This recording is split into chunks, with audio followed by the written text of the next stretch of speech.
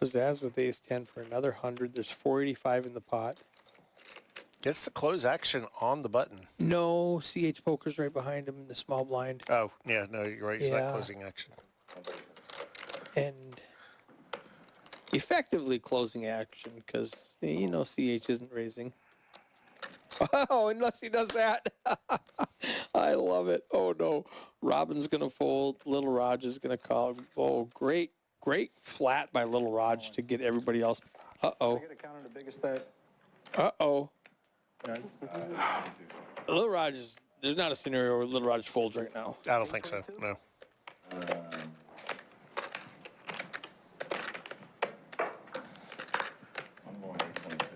I call. He's more worried about CH Yeah. than Robin. I guarantee you that. Yes.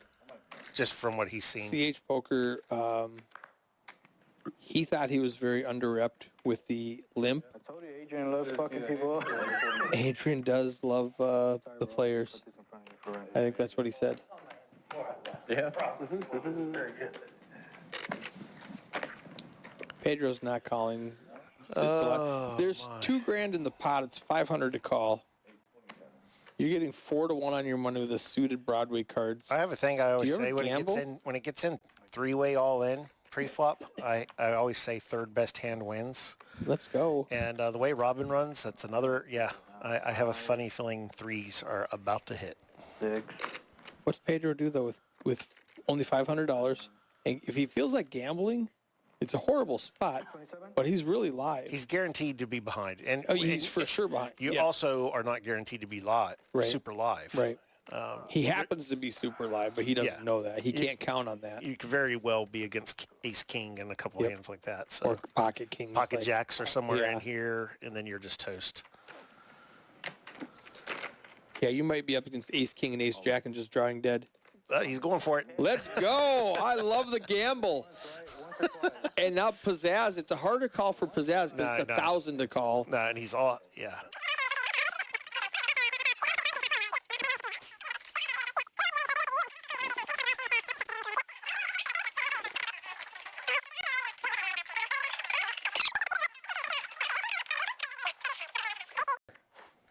Welcome back to the table, sir.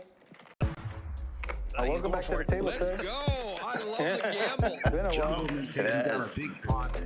Oh, Robin rips it. A stack of those beautiful 1K chips. He needs spades to be. Oh, there's the 8. Wow, that was silly. $11,000 bet. All in. The game was on.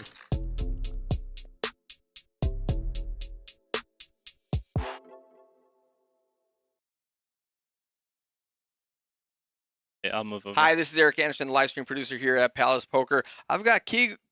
Kogel. What? I called you Kegel, and I was like, Brad. It's Brad. It's Kogel. I don't say your last name. And Kansas Cooler. How you doing? We are here for the final table of the $600 Run Good main event, 200K guarantee, and we crushed that pot. What would we have? 5 something? Crushed it, yeah. How much was it? 529. Almost tripled it. More than 250% of the prize pool. It was ridiculously good, and we got to the final table fairly early. Everybody's pretty deep. They got like 7 million chips in play or something. So this is really good. We're gonna start the final table. 63 million, not 7. 63, not 7 million. 7. I meant. I think they're pretty shallow, actually. Are they? I thought there's like 20 bigs each. It's not that deep. For a final table, it's pretty good. We'll Hi, see. Greg. So anyway, we're gonna start. Run Good is giving away an Aruba package. Did they tell you about that? Yeah, that is insane. So it's gonna be great. They're gonna do a Omaha flip before the tournament starts, before the final table starts, to see who wins this package. It's a $2,000 package, 5-night stay in Aruba. Incredible. $400 seat to a Run Good event, hotel, travel package. It's going to be super great, and you just get in it by being at the final table. Insane. Besides Lottery. all the money. So I'm going to turn on the table mic now, and we're going to run through this flip. Oh, Josh just... Don't put them in the pot yet, because we have... I'll let them say it. before the actual tournament begins. Also, if you're just joining us, go ahead and back out of the chat and give us a thumbs up right off the bat so you don't have to worry about it later. Let's get that out of the way. Let's make this the most liked stream that we have had yet here at Palace Poker. Flip of all. Copy that. All right, butts established. Now, This is so cool. do you know how Yeah. typically you get to a tournament, you look at the final table, you're like, oh, Kansas Cooler's going to win it. Oh, Brett, and you can pick out the best player. I can't pick out the best player. There's so many phenomenal players at this final This table was a right loaded now. field in general. Yes. And it was a loaded field in general. Yeah. Especially when the better players were seeing that, and from the different areas were seeing that the prize pool was getting up there, it started pumping they're, after they're that. going, when we had talked about what events we were going to run and what prize points we were going to run, I wanted to do a 1,200 like we did in March, and I lost that vote, and they said, no, let's go 600. And I said, the problem is people will travel for a $1,200 event who will not travel for a $600 true. event. And like you said, they've been watching the flights and went, man, there's $500,000 in this prize pool. I got to get down there. You know, I think one of the biggest differentiators that got a 1K entrance into this was the fact that you guys offset it this time from the other big ones in the area. Yeah. It kind of cannibalized itself last time a little yeah. bit. So that's one big thing I noticed. Yeah, we looked at the calendar and Yeah, you guys Picked an open figured week. it out this time for sure on that front. Yeah, I saw a lot of new players here. What seat is Kansas Cooler? He is in the furthest to the right from what you guys can see in the commentator You booth. just tell them what color you're wearing. I'm wearing the gold jersey in the commentator booth. I'm Kansas Cooler. Oh, it looks like Adam has a lot of If you've equity played with here. me online, I'm sorry if I sucked out on you.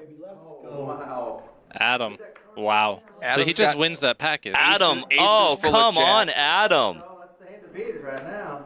aces full, and we see what they have. So spoiler, they haven't seen what they have yet. Oh, they haven't. They're No. peeling right Well, now. there's no way Okay. anyone else can win. Yeah, yeah, yeah. Well, this is it. We're going to figure this out. You can maybe chop as soon as another ace gets revealed. But it's we done. might, they might not They're have going seen all so of his fast cards. with their sweat here. They might see how big his cards are, and so they have to try to beat it. Oh, man. Yeah, I'm gonna frame your hand over the board. Cool. Wow, look at Fitz. Fitz turned the world on the turn. Yeah. Wow. You know, Adam, that's who won this pot, right? Adam. Yeah. That guy, I thought I was a blaster. That guy, I could learn a thing or two about blasting from him, I'll tell you that. First place is $91,000. Yeah, So- absolutely incredible. Yeah. It almost matched the 1,200 that you guys had Exactly. here. Yeah. The prize pool was about Half the same. the price. Yeah, so we everybody guaranteed $9,185 right now, and like I said, $91,000 up top. So that's pretty exciting. I like that they have their own names, like not their actual names here. So Not their seat government 7 is names. any two. I really flop. like the nicknames as well. Yeah. Yeah. Yeah. Seat 1 is Malice at the Palace. That is great. That Oh, is great. Is that Simon? It's Simon. Simon's Malice at the Palace? No. That's hilarious. That's not him, right? I think so. And I think we also just should give a thank you to Dan. So, yeah, I'm wrong here. I come out and tell them it's 150-300. They're like, we just played 150-300. I went, oh. We finished. Who's that Oh, handsome hey, man with you're the cowboy hat? You're there and here at the same time. Magic. Crazy. Wow. The power of television. Unbelievable. I'm gonna take a guess and say Freedy's in the chat right now and said, "Let's go, Julian." That is correct. King 7, yeah. Way to use context clues. That's why you're a poker player. A good one. Tell me who you are without telling me who you are. Yeah. So look how deep they are. Malice at the Palace, 57 big blinds. Fitz 30. Adam 36. Yeah, those guys are pretty deep. Everybody's pretty deep. Any two flop is 31. Then we have some short stacks. 7 big blinds is the shortest one. Wow, he has 57 bigs. When I asked one yeah, of the so- players, yeah. I said, "How deep are you?" He goes, we all have like 17 big blinds." I was like, So "What?" this is Well, a little bit. that's the mathematical average.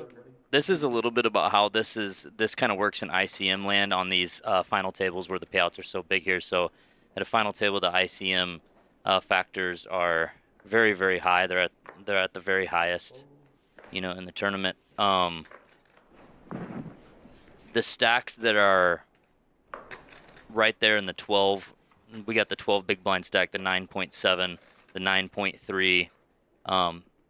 They have to be very, very, very, very careful because they're trying to essentially wait out the 4.9, the 6.9 that are still remaining. And honestly, the 22 and the 27 are kind of waiting out each other also. They essentially have, you know, and there's a 23 it looks like as well. So they're waiting out kind of all of those guys. And there's a lot of money in this thing, man. So is that the reason why you think he didn't defend there in the big blind? 7-6 off versus a small blind? Yeah, so that's, your ranges, your defense ranges are going to be very, very different at a final table than they will be in chip EV or, you know, even anywhere else in the tournament. One good way to learn, like without paying a coach, if you want to learn final table ICM and like get really good, GG Millions online on YouTube is free every single week. They run it once a week. They have some of the best in the world commentators that come on. Best in the world players are there every week. It's just amazing. Yeah, I think you were the one who turned me on to that, and after I started watching it, I felt like I had a way better understanding of how a lot of things worked. Yeah. And then when I watched the good players play, I was like, oh, this makes sense.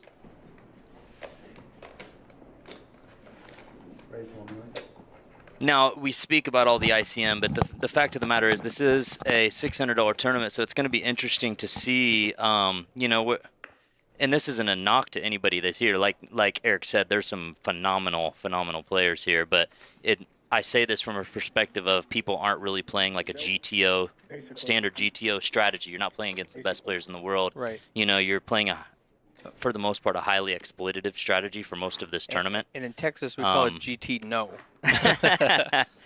Yeah. So I'm curious to see how this final table shakes out and who is kind of playing by the rules and who's not. Right. Can we also talk about the big blind defend at the final table? And so there are a lot of hands that would be like a standard defend, like the small blind versus big blind. Just now we had ace-4 off raise on the button and 6-3 suited folded.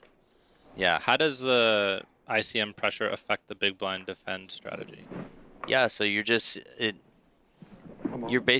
honestly just depends on obviously your stack depth and who's opening the pot, and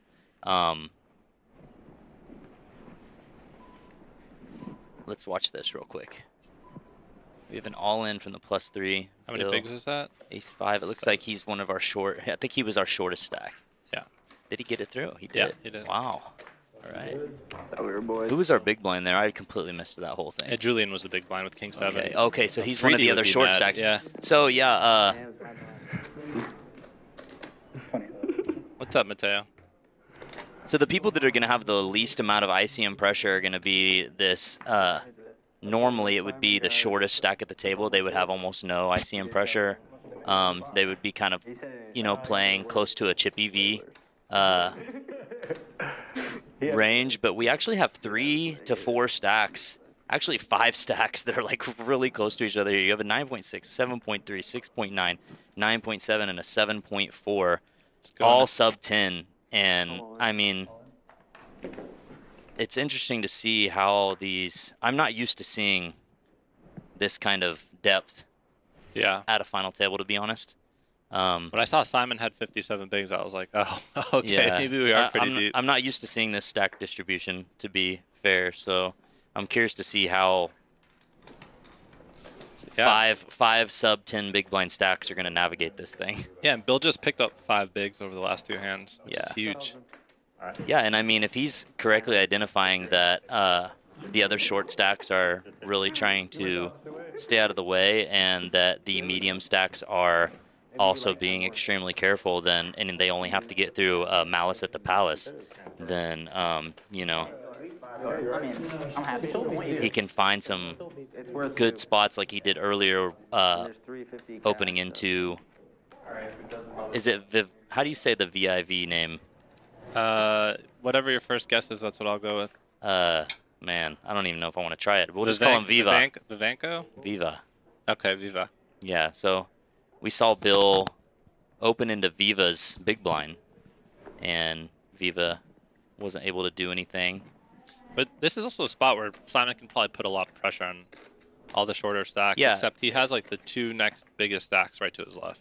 Honestly, you know, he's not like out of the danger zone per se. Like, he still has to be somewhat careful, but yeah, he's the one that can kind of apply the most amount of pressure. The problem is that it's not like there's like a clear short stack, and the short stacks are all like very short. So yeah.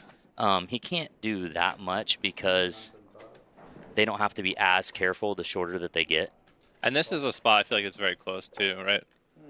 Yeah, so Jam what for happened 5, here? Oh, okay, 4 bigs, blind versus blind. 4.4 bigs. Yeah, I think this is just a very, very easy standard call for any 2 flop. Yeah. It's I didn't get blind to play versus with blind. any 2 flop or Harrison in this tournament, so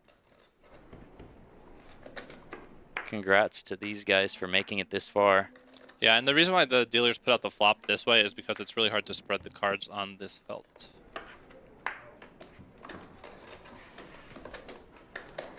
That's a nice double for Harrison. Yeah, but yes, this was very standard. Now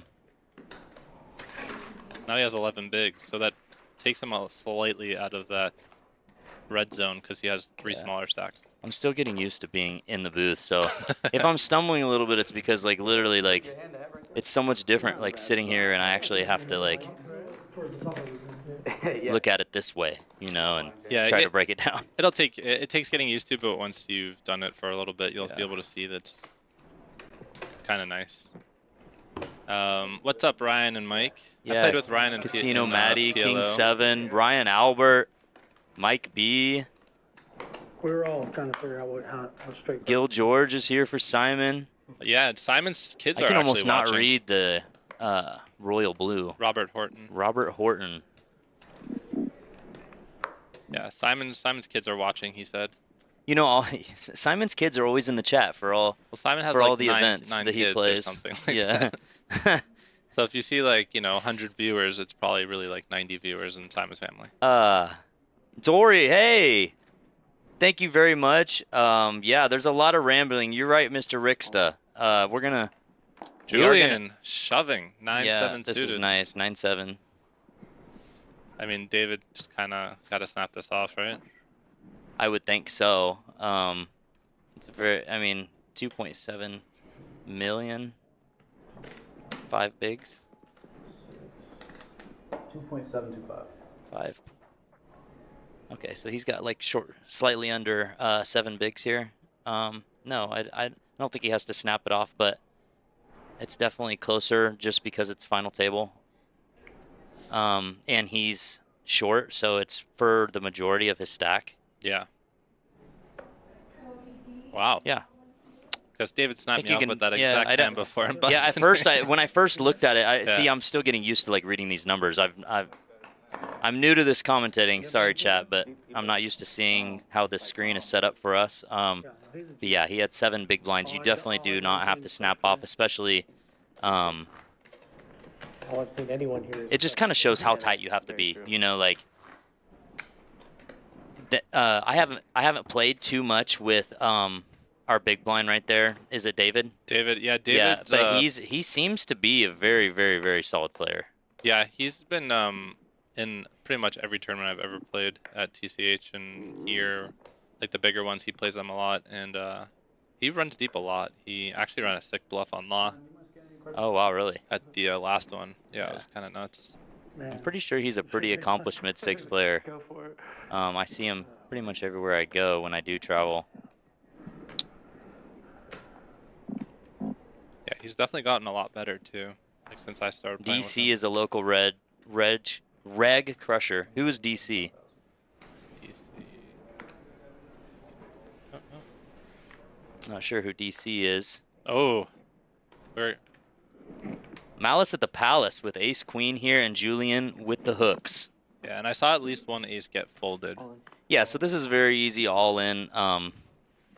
Obviously we have a lot of short stacks, but Jax is just way too good to not get in here. Yeah. And Malice at the Palace has a very easy call. Let's see how many outs Simon has. Yeah. You want to drop? Huh? You want to drop? So Yeah, so on the left side it shows the equity as well. Okay, awesome. So 57 you have 43. like, Yep. Cool. David Carter. Yes, DC. Oh David yeah, Carter. Absolutely. Yeah, he is a Queen beast. on the flop. He is an absolute beast for sure. Oh, we got Wow. open-ended for jacks. This is going to be a fun sweat here. No hearts in play, by the way. That is bad for Julian. The board needs to pair now. Yes. Board needs to pair, and he's kind of blocking the pairs. Wow. What a terrible turn card. Good luck, guys. GG Julian D, what a run. Oh, okay, this is a very nice Julian. I recognize him more now that we're kind of zooming in here on his face. Very nice guy, Julian is. Yeah, I'm pretty friendly with him. He's just been playing the local tournaments lately, and he's actually doing really well. Yeah, I mean, he seemed very solid when I played with him.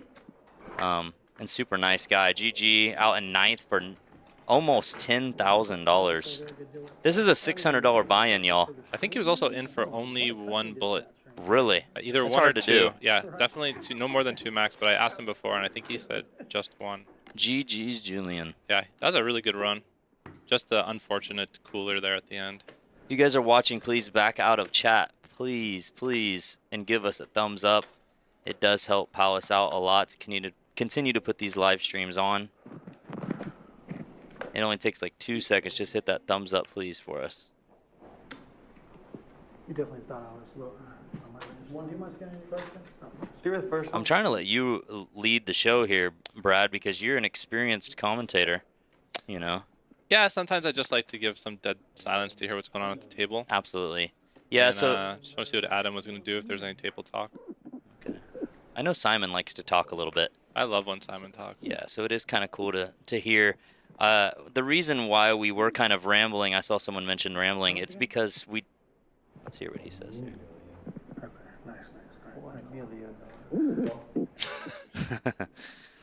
I love Simon. We're rambling a little bit, and we're talking a little bit more because typically at a final table of this magnitude with this much money up top, they're not going to be talking as much at the table. Oh, wow. Flops the stone nuts. Unbelievable. Simon, what a cooler. Straight flush. Oh, my God. Versus 2 pair here. That is not an action killer. And it looks like Queen 9, you know,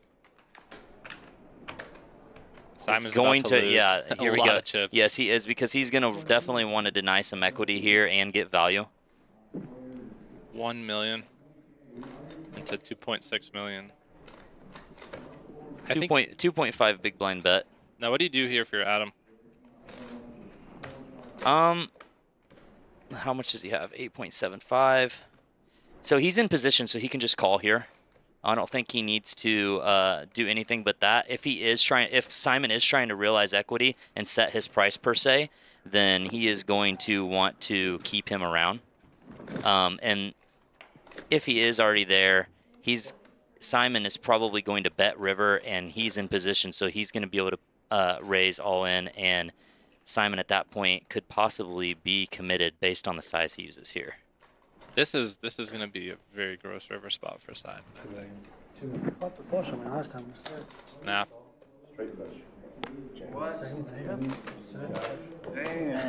What a cooler. I don't know. Never done it. You thought the flush on me last time. Okay, so what happened? Simon checked, and Adam bet 2 mil, and Simon called. Yes, Simon Okay. checked. He bet 2 million. Simon snapped. Wow. I mean, but That's a very good check by Simon. Yeah, but you also have to think like a lot of his holdings are like ace high or king high flush draws probably on the turn, right? Or like queen, like maybe 1 pair. Well, I mean, not necessarily, but yes, they're definitely they definitely contain those combos, and that's kind of what I was saying, like why you kind of want to call in position as Adam, because you know he does have a lot of those combos that want to realize their equity, and you kind of want to let him realize that. And so I do understand what you're saying, why he wants to check. It kind of does give the perception that he missed his equity and kind of induces a bet. But I mean, also, what really is Simon getting called by at that point is another reason why he might not seek value. He goes in kind of check call mode with the Queen 9. I think that's very good. I thought that was a very, very good check call decision by Simon. Yeah, that was awesome. Yeah, again, like that's a really nice spot to bluff catch. But yeah, I'd be curious to hear more in depth.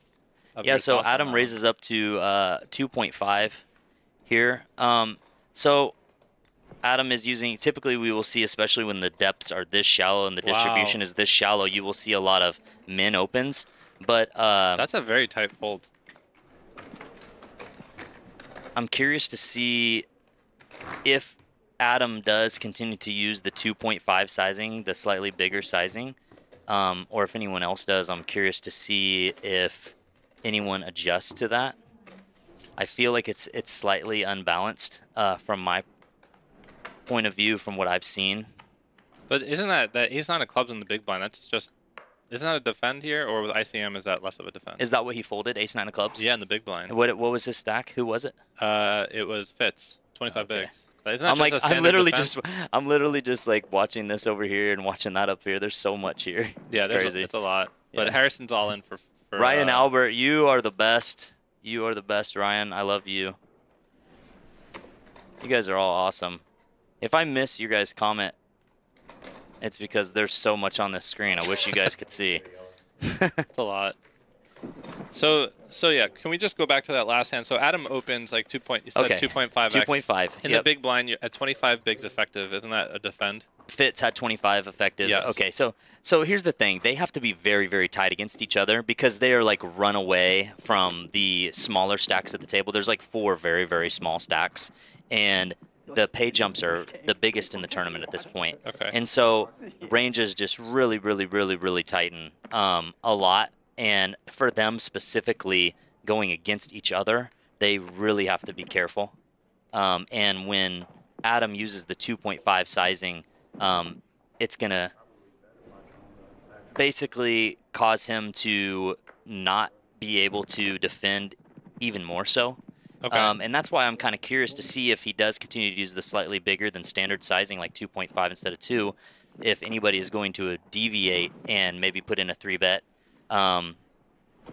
or something like that and try to exploit that. What did Adam open, by the way, with the 2.5? I didn't see in the hand. He had ace jack, and then Ace he had jack. ace nine of clubs. Yeah. Okay. And then any 2 just has queens here. Yeah. Yeah, That's any 2 has queens here, and the +1 opens the 2.5 again. So, and that's the thing, is if you are going to open a 2.5 and you're doing it every time, then there's not really much that you can read into that.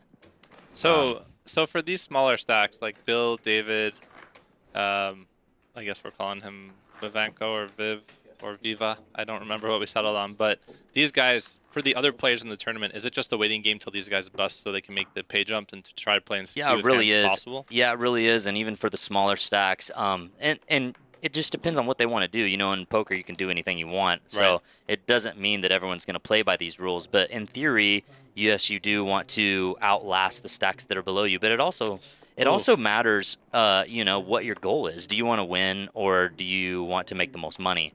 If you want to make the most money, let's stop here. We got 10s and the +1. David moving all in I call.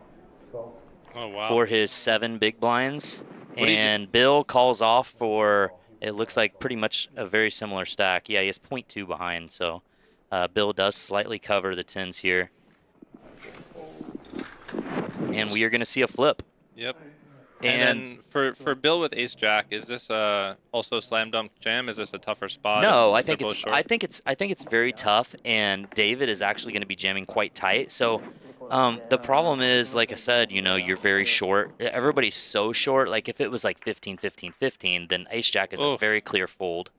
Yeah, and he does hit his ace here. It's a very clear fold if they're a little bit deeper. Oh, my what lord. a cooler. Yes. Way to go home. That is gross. Yeah, that is not a good way to go home. But he doesn't go home. He actually covered, Yeah, now David according has to our a- graphics at least. Yeah, David has a healthy stack now at 17 bigs. Yeah, he has 17 big blinds. So back to what I was saying, as it gets shorter and shorter, you do kind of not have to be as careful necessarily, but I still wouldn't have faulted him for folding the ace jack to David's jam, So if it was, let's say, just because he can still get called off, you Right. know, by one of the bigger stacks, and he can get a ladder. And ace jack, you know, is still ace jack. So at what the end of about the day. like if he had Simon stack, right? So let's say he had 43 bigs. Is that more or less of a call for him with all those players tapped I think behind it's him? I think it's probably less so. I would probably if I had Simon stack. Simon is really looking to apply pressure in a way that's not like playing back at someone else. It's more so he wants to lead the charge with the pressure. So he wants to be opening pots, and he wants to be, if he's playing against one of those medium stacks like Fitz or Adam, then he can start putting pressure on them by 3-betting them when they open. The problem is they're both to his left, if this is correct on the screen. So Simon's to their left of Fitz. Sorry, Okay, so it goes this way. So you're looking at it positionally. Oh, it says it right there. Yeah, so that's the okay. 1 seat, 2 seat, 3 seat, 4 seat, and it's their positions. Okay, nice. Yeah, and then you have the blinds and antes on the top. No, yeah. So so Fitz and Adam are in position on Simon. Correct. Yeah. Okay, so that makes it a little bit harder for Simon. He can't really 3-bet them. Right. So in that scenario, Simon can just do a lot of opening. Wow. But he has to be very careful when someone jams ahead of him. There's going to be a lot of jamming because some of these stacks are so short. But now the distribution is getting a little bit larger here towards the bottom because our 8th player remaining has 0.2 big blinds. And props to him for not just going right away. This is another thing that you'll see with the more experienced players. You do not have to just get your chips in there when you get to the 5, 4, 3 big blind, threshold. You can really at least wait till your big blind. If you're super short, you can at least wait till your big blind, and it's actually even kind of recommended unless you get a very big hand. Like Jack 9 definitely meets the criteria for 0.2 big blinds. But So Simon can just call here, and if someone squeezes behind him, he can just fold. Yeah, and so you are going to see a lot of times, especially on non-final table situations, you're going to see a lot of kind of like colluding without telling each other you're colluding type of situation where you're going to get a lot of people calling. But in a final table situation, you will start to see a little bit more ISOing, and that's what we see here from Simon. Wow, that's a big ISO. Yeah, I think it's a those are very large 100K ISO. chips, right? Those is like 875. What is that? 1.75. Okay, so he has 5 for each. So like if David wakes up with 8s here, he just pretty much has to fold. For example, in the big blind, right? To Simon's Yeah, ISO. absolutely. Yeah. He 100% does. I mean, this has got to be the tightest range for any player behind Simon, probably of the entire tournament. Would you ever fold 6s here if you were Simon? I'm not so sure that I would have. Actually, you know what? No, I kind of do like this ISO to the 1 million. It's 2.5 big blinds, so it's actually not that large of an ISO. But it's gonna take me a minute to get used to these graphics, dude. Yeah. 6 and 6 only. Okay, so the jack does land here, and he's actually gonna go from 0.2 big blinds to, I believe, 2 big blinds. A little bit more. Oh yeah, maybe about 2. So that would be 10x that he gets on this 0.2. And Greg wants to know, what's the usual VPIP for a tournament like this? Depends on the level, Greg. At the beginning, that is a very deep. That's a deep question, and it's kind of an infinite question. So I don't think that's even an answerable one. But if you're basically saying, isn't this Texas? Do people ever fold? The answer is no, they don't fold very much here in Texas. They wouldn't call 5 or 6 ways to the flop Texas heads up if people folded a lot here. Yeah. So, but there's different stages of the tournament, different player types, different dynamics. ICM pressure starts to become a thing at different points of the tournament. It kind of goes up and goes down and comes back up again. And here's Simon again with another nice little premium. Yeah, so here we see Simon. Okay, Bill. Bill's all in automatically in the big blind. but Simon opened He's under in the the big gun. blind. Yeah, okay, Simon yeah. So opened. this is good by Simon. Oh boy. Okay, let's see what David. This is a situation where it's very, very tough for David, but I just don't think that he can fold, especially if he's playing to win the tournament. Wow. And yeah, I think threes. I didn't see threes was stacked here. At this point, David has to jam with all that dead money, right? Wouldn't that be more of like a jam than a Well, call? at this point, I think any two is kind of trying to call because this is only two bigs. So Right. I think he's trying to do what we were talking about earlier, where you're kind of colluding without actually telling each other you're going to collude. And let's see. Yeah, it looks like David's just going to ISO all in here, and I really do like this from David a lot. I really do, and he's going to give Bill protection. That's why you see him fist pumping. Yeah, he's It's not giving all Bill. in Yeah, yet. and he does leave himself some chips behind.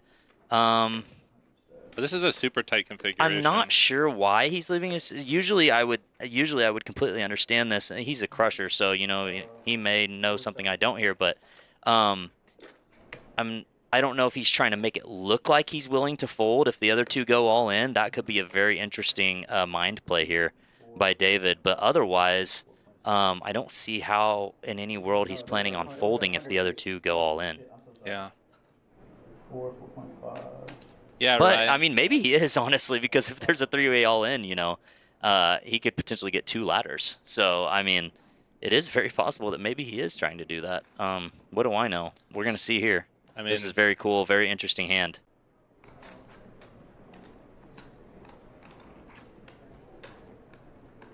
It would be very sick if David was planning on going no matter what, and he's trying to make it look like he would fold. I never understood leaving a chip behind. I understand in certain. It actually makes a lot of sense in many scenarios, but it's a very dynamic thing, and a lot of people don't correctly apply it. Yeah. Damn, Ryan gave me like a way higher VPIP than I had the other day. At Yeah, PLO. I was gonna say I expect them both to fold, and this was some nice protection for Bill. Bill is very happy to see the protection, not as happy to see the ace king. And there are only two jacks left in the deck. There's one king left in the deck, and I think there are still three aces. So King 7 says, I think he just forgot to say all in. No, I don't think so, King 7. I think he did it very purposefully. Well, do I get this side? Because yeah. yeah, so David wins the side pot from Simon and from Yeah. any two. Very nice. So I do think that So he picks up a lot of dead money. yeah, 850 apiece is 50. So he would just win 50 from each of them, right? I'm not sure. That's only a quarter of a big blind. Of the exact math. I think it's just a quarter of a big blind. Oh. No diamonds. Simon would have flopped the nuts. Or second nuts, I guess. And there's a 3. Oh my god. A What 3 for that more would've been pain. A 3 for more massive- pain. Oh my god. And we are going to send Bill home for $11,535. Another player I didn't play with at all I in actually this tournament. do not know Bill. Yeah, I didn't play with him at all. But 8th place, what a run. This tournament had over 1,000 entries, by the way. Top right. Top right. Oh, there we go. See another graphic that I'm now seeing? There is 8 out of 1,058. Remaining now 7. What a nice payday. 11,000 off of a $600 buy-in. 11,000 profit. We have 2,650 chat betting units. Creative M2. What's Streamlabs? So Streamlabs is like a online gambling thing for here. They can just do like roll or whatever they want to gamble. They wager points and then they get their That's betting. kind of cool. Yeah. That allows you gamblers to still gamble even when you didn't make the final table. You can sit and chat, watch a wonderful stream with some sharks playing poker for a lot of freaking money, and you get to just gamble while you're doing it in chat right here at Palace Poker Live. Yeah. And David's going to pick up some momentum now. He's going to pick up momentum. He's got 21 big blinds, which is sitting very nicely at the remaining 7 stack distribution. And he's going to open into Malice at the Palace's big blind. Just double and then you want to play with my big one. He's opening off the button. Simon's very funny.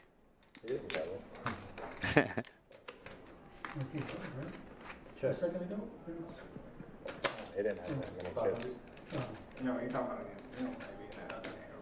Oh, earlier. Oh, okay. I thought you meant. Simon's a very smart player, but he also knows David is a very solid player and is going to be pretty standard range here from him. That being said, Malice is going to have very spicy intentions to get out of line with the Queen 7, and he does not. Not that it matters, but I thought you were a big blind. Tracksuit Greg says, Brad, do not take my points. But I had a Yeah, hand, last so time Greg was on here, he was gambling, and I threatened to take away all of his points, and I took away all of his points, and then he blackmailed me and said he was going to give out my phone number in the chat if I didn't give him his points back. And then every like 15 seconds, he posted one more number of my phone number until I gave him all of his points back. Just playing my hand. Did your phone number get posted? No, not the whole thing. Not the whole thing. Wow, you can spend $600 in a 90K. That's right, Jack from the 25. $600 is going to 100% be turned into over $90,000 tonight. Happening right now as we speak, as you watch. I preferred when this was a 1200 by Ryan Albert. Well, that's something that was highly debated and they actually voted on. But it's a 600, Ryan. It is not a 1200, so let's go on to the next, just like we say in poker.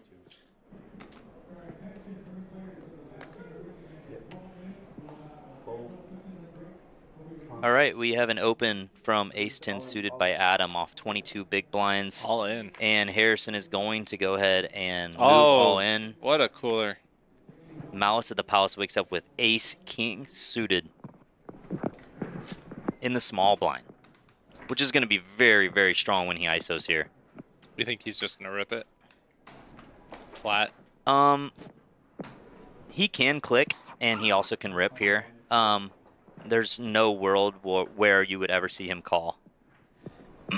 Adam's going to fold, and Harrison is going to get some protection, but he is going to be dominated. Yeah, I like the click here. 4.1? 50? Oh, you said 4.1. Yeah.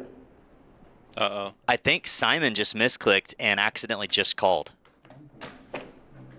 Oh, no. I think he meant to ISO here, and he ended up just calling, and Adam folded anyway. It's so. very strong even just to make the call there, absolutely, absolutely. I want to hear what Simon says after this about what happened. Well, I mean, yeah, I definitely think that he was meaning to ISO. Just a click there, and 10 ball for the super cooler. Yeah, so Harrison is not dead. He can have running spades as well. The king is not going to help things. We're still looking for a 10 and only a 10. Nope. And GG to Harrison. Let's hear if Simon says anything. Harrison, that's a cool looking guy though, I'll say that. If you are going to bust in 7th place for $14,000 and feel the pain of what it is to bust one of these Run Good final tables, and I have felt that pain personally. I did lose heads up to Dan Lowry in one of these things, and it was very painful. But if he's going to feel that pain, at least he looks good. He looks real cool. Well, at least I found out without any ambiguity that you guys had me crushed. I did the same thing against you. Gambling and extortion. That's real malice at the palace. That's right, Tic Tac Rod. Tic Tac Rod, he's one of the commentators here, I believe, right? Yeah, he's a funny guy. Yeah, I met him actually last night after I bagged my chips. Humble I was brag. having a little, I was having dinner before I went home to get some sleep, and he walked by, and he's actually a city council member here in Grand Prairie and kind of helped to get this place up and going.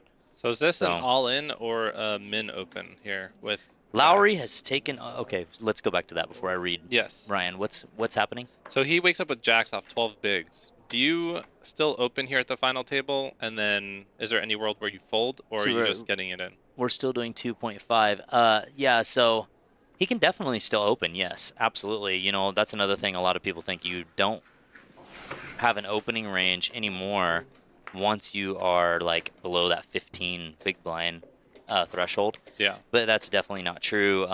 You can be opening all the way down to like 8 big blinds, honestly. Obviously, your hands are going to be way more polarized at that point. I will say when you're going to open, if you're just going to be doing it like a open, you want to make it more of just a min open. There's no reason to risk extra chips because you are supposed to have some open folds still as well. And you want to balance all of that. but it seems like he's been using 2.5 pretty much the entire time regardless. So I think that's just his style. And that's the cool part about poker. You can do anything you want, anytime. Malice at the Palace with 7-6 offsuit in the cutoff. He is thinking, and that's because he is Big Daddy Chip Stack, and he gets to open up very, very, very loosely in these cutoff spots when it's folded to him. I love watching Simon play. Dude, he makes me laugh all the time. He's awesome, man. Yeah, So very this- funny guy. 1.47, yeah, so he's slightly less than 2.5. But this is a hand here where Adam, I'm just curious of your thoughts on it. I know a lot of people like to use these like. So if anybody is going to pull the trigger here, it is Yeah. going to be Adam, but I do think he's also a very smart guy, and as you can see, he's recognizing the situation he's in, second in chips with a lot of money up top. Yeah, and he can just defend here. And there's just better spots where he can apply some pressure. You know, he knows that Simon is going to be getting a little bit out of line, but you also have a 2.7 big blind stack. Right. And that factors in quite a bit, you know. So If he does... Yeah, I'm just wondering if we're getting this in, are we waiting to get... Are we calling? Yeah, I was going to... And then are we doing like a stop and go here? Yeah, so you really just want to call here. Is that what he did? Yeah, he called. Yeah, okay. Let's see, what's our other stacks at the table? This is Viva. He's the smallest stack. Oh, yeah, by far. So there's no ICM pressure at all here for Viva. Right. Which is great that he survived this long without Yeah, he's got some ladder ups. Yeah, you just and jam here and just hope he doesn't have an ace. Yeah. Excuse me. So, yeah, he flops a pair and he's just going to go with it. Yeah, that's Simon's very asking standard. for a count. Very standard. Simon cannot fold. I mean, what could he hit, though? Like, from his perspective, Well, it's maybe one. a 7, maybe a it's 6? one big blind, so he needs to call, you know, 750 to win 5.35. But so, for all he knows, he has to go run a runner 7 or run a runner 7-6 or something. no, like that. no, absolutely not. Simon knows that Viva is going to defend with, you know, like a lot of different combos and any pair he's going to go with here. So his 6 and 7 can be very live. He can flop a deuce and go with it. Flop a 4 and go with it. Right. He can flop a maybe like some kind of backdoor with a couple overs to the 4. I think he would go with, but I don't see how Simon ever finds the fold button here. He's just getting such a great price. Let's see, 7.5 to win 5.35.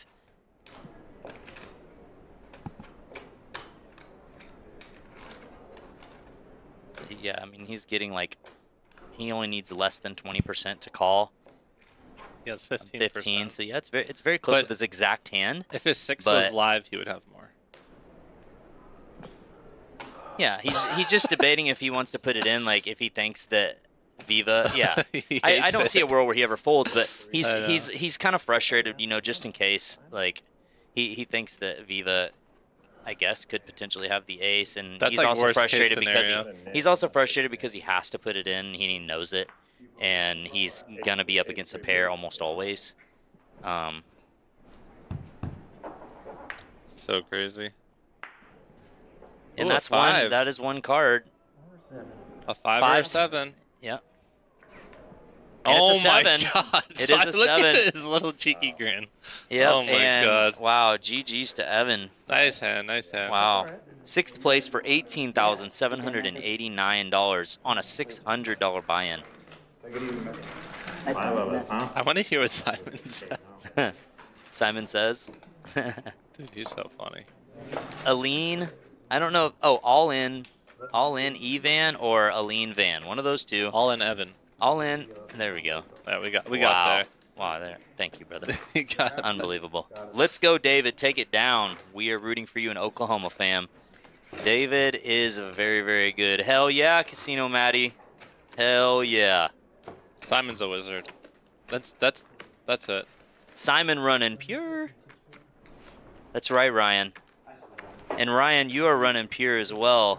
I saw your new Instagram profile picture, and man, you're looking good. So I went to put a little 6-7 for him, you know? And then, you know, I mean, I thought, but also, like, when I put King 7 says when someone bets it gets added to the graphic for pot size, already knows, Kansas. Thank you, King 7. We're going to figure it out.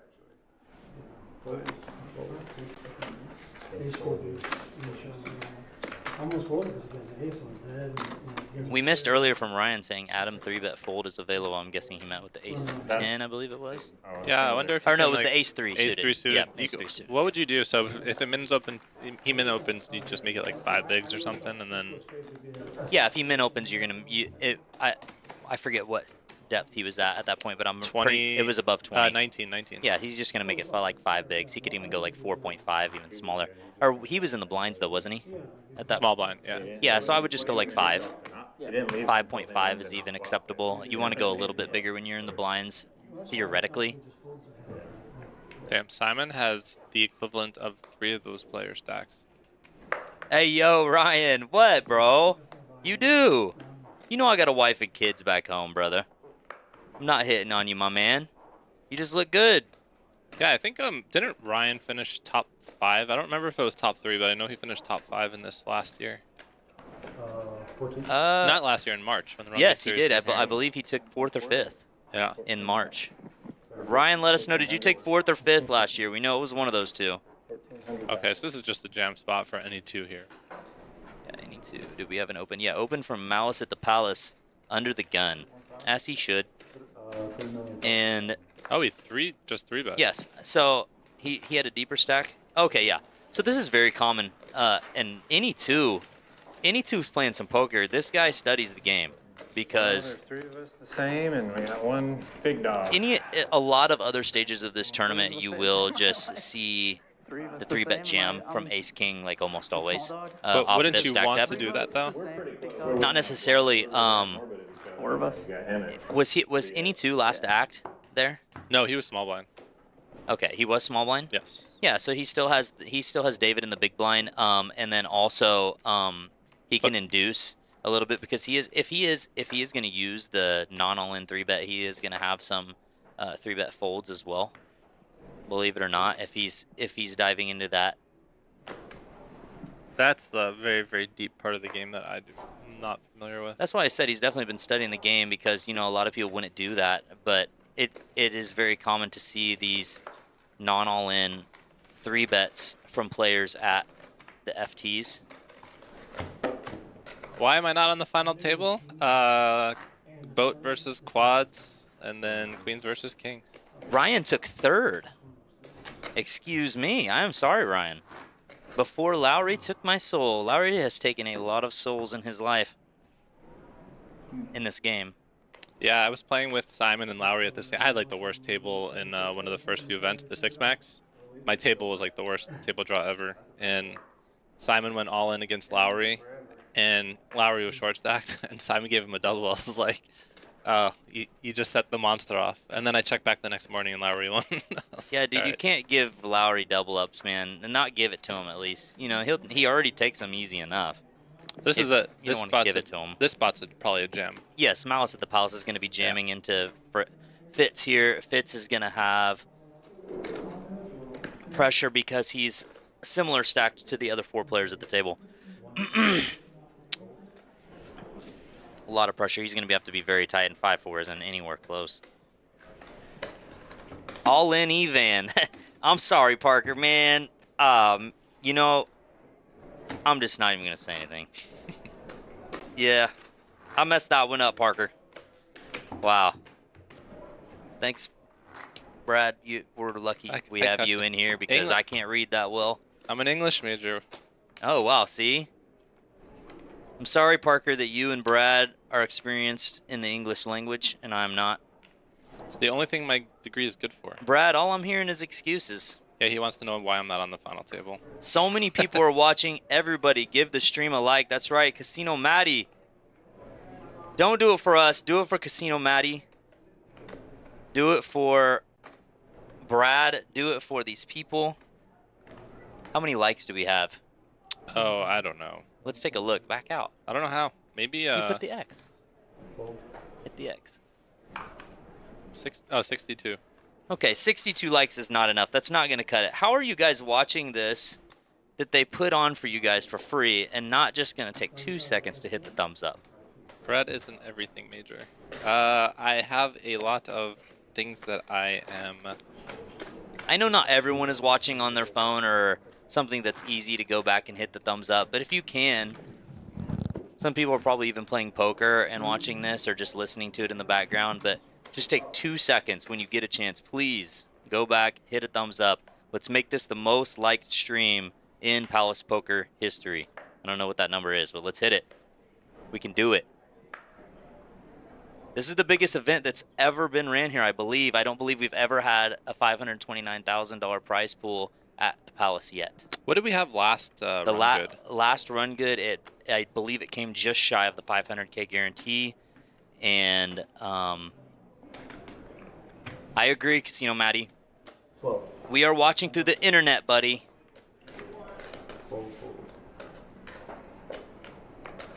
So this is interesting. Okay, so Right. David opens under the gun. Then Fitz has pocket twos in the button. Do we have to assume that David's opening up? I mean, we're 5-handed, right? So is that a spot where you can jam David the deuces? was under the gun there? Yeah. Yeah. I mean, his range is just going to be a lot stronger, opening to every player at the table. Deuces is just not going to be good enough in final table land to get it in. It's a pretty clear fold.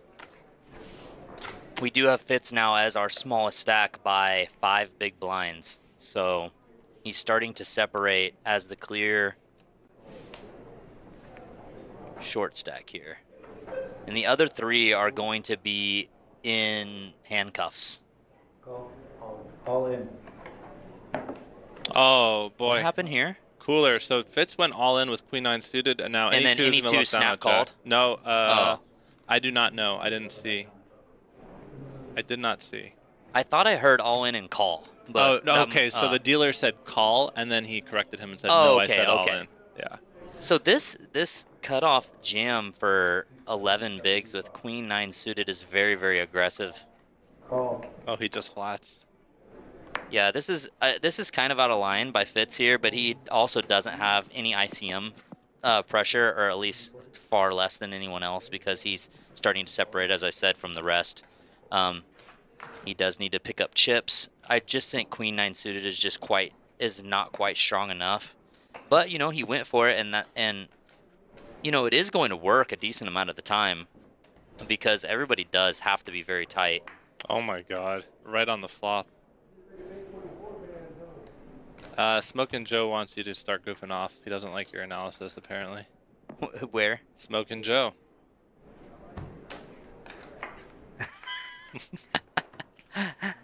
Can't make everybody happy all the Yeah, time. I mean, this isn't a live cash stream, you know. I'm trying to let Brad do the goofing off, and you know, I don't really know. I mean, I know how to goof off for sure, but you know, I'm just trying to enjoy the experience of commentating right now. I'm just letting you do your thing. I think it's very interesting. I actually did it Friday evening for the very first time in my life, and I was very distracted. I was eating, I was playing online tournament as I was trying to do this. So, I mean, you can see how bad I am at it today, and I'm still way more locked in than I was the other day on my first time. Yeah, I feel like it's hard to goof off in a final table where everybody's playing for big money. I don't think people want to. Yeah, make, it's like, kind of serious. a So we joke should about it. follow suit. Not that we don't understand what you're saying, Smokin' Joe, and we don't want more viewers unless you guys are gonna hit the like button. Yeah. If you guys are just gonna sit in here and take all your free viewership without helping us out, then you know, I don't know what to say. Brad talk equals I need physical the. Yeah, I think he meant to write therapy and he was trying to be funny, but Ryan's jokes have just been getting really bad lately. Lego, I just missed the FT. Who were the others that already busted? Brad, I'm gonna send it over to you. Perfect. Take your mouse or your finger and slide the slider all the way back to the beginning of the stream and you can see everybody. Oh, Lego, we got to give Lego more than that. This guy's in every chat. He's in every chat. He's a chat superstar. We got to give him more. Let's think about this for I don't know if I Lego. can name everybody. Let's think about it for him. We had Bill in the 9 seat. Yeah, some of you did, K-Dog. I know. Some of you guys already did hit the like button. We're not talking to you. Who do we have? We had Bill. We appreciate you. Vivanko. Harris. What's his name? Yeah, Bill. Say that again. Julian. Harrison and Bill. Yeah. Vivanko or Viva something. Vivanco.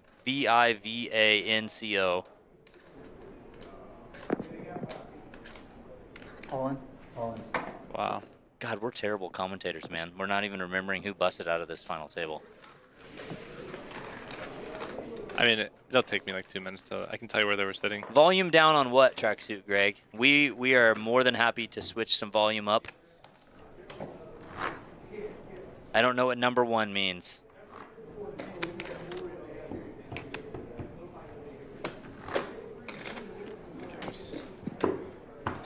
Okay, we are playing for this. These are the remaining payouts here at this Run Good main event final table. 24,000 for 5th, and the rest hopefully you guys saw. Okay, so he has 5.4 bigs. I assume this is just a jam. Yep. Oh, Simon.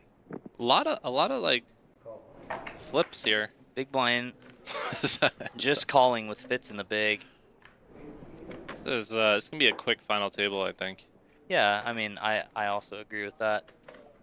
Looks like five bigs is what we jammed in the cutoff here. Very Right there. very nice as the clear short stack.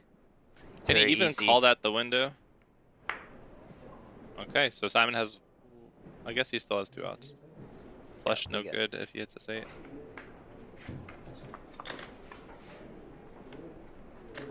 And that doesn't help him either because I guess there's a rail standing outside the room there. really, is that? Was that just in chat?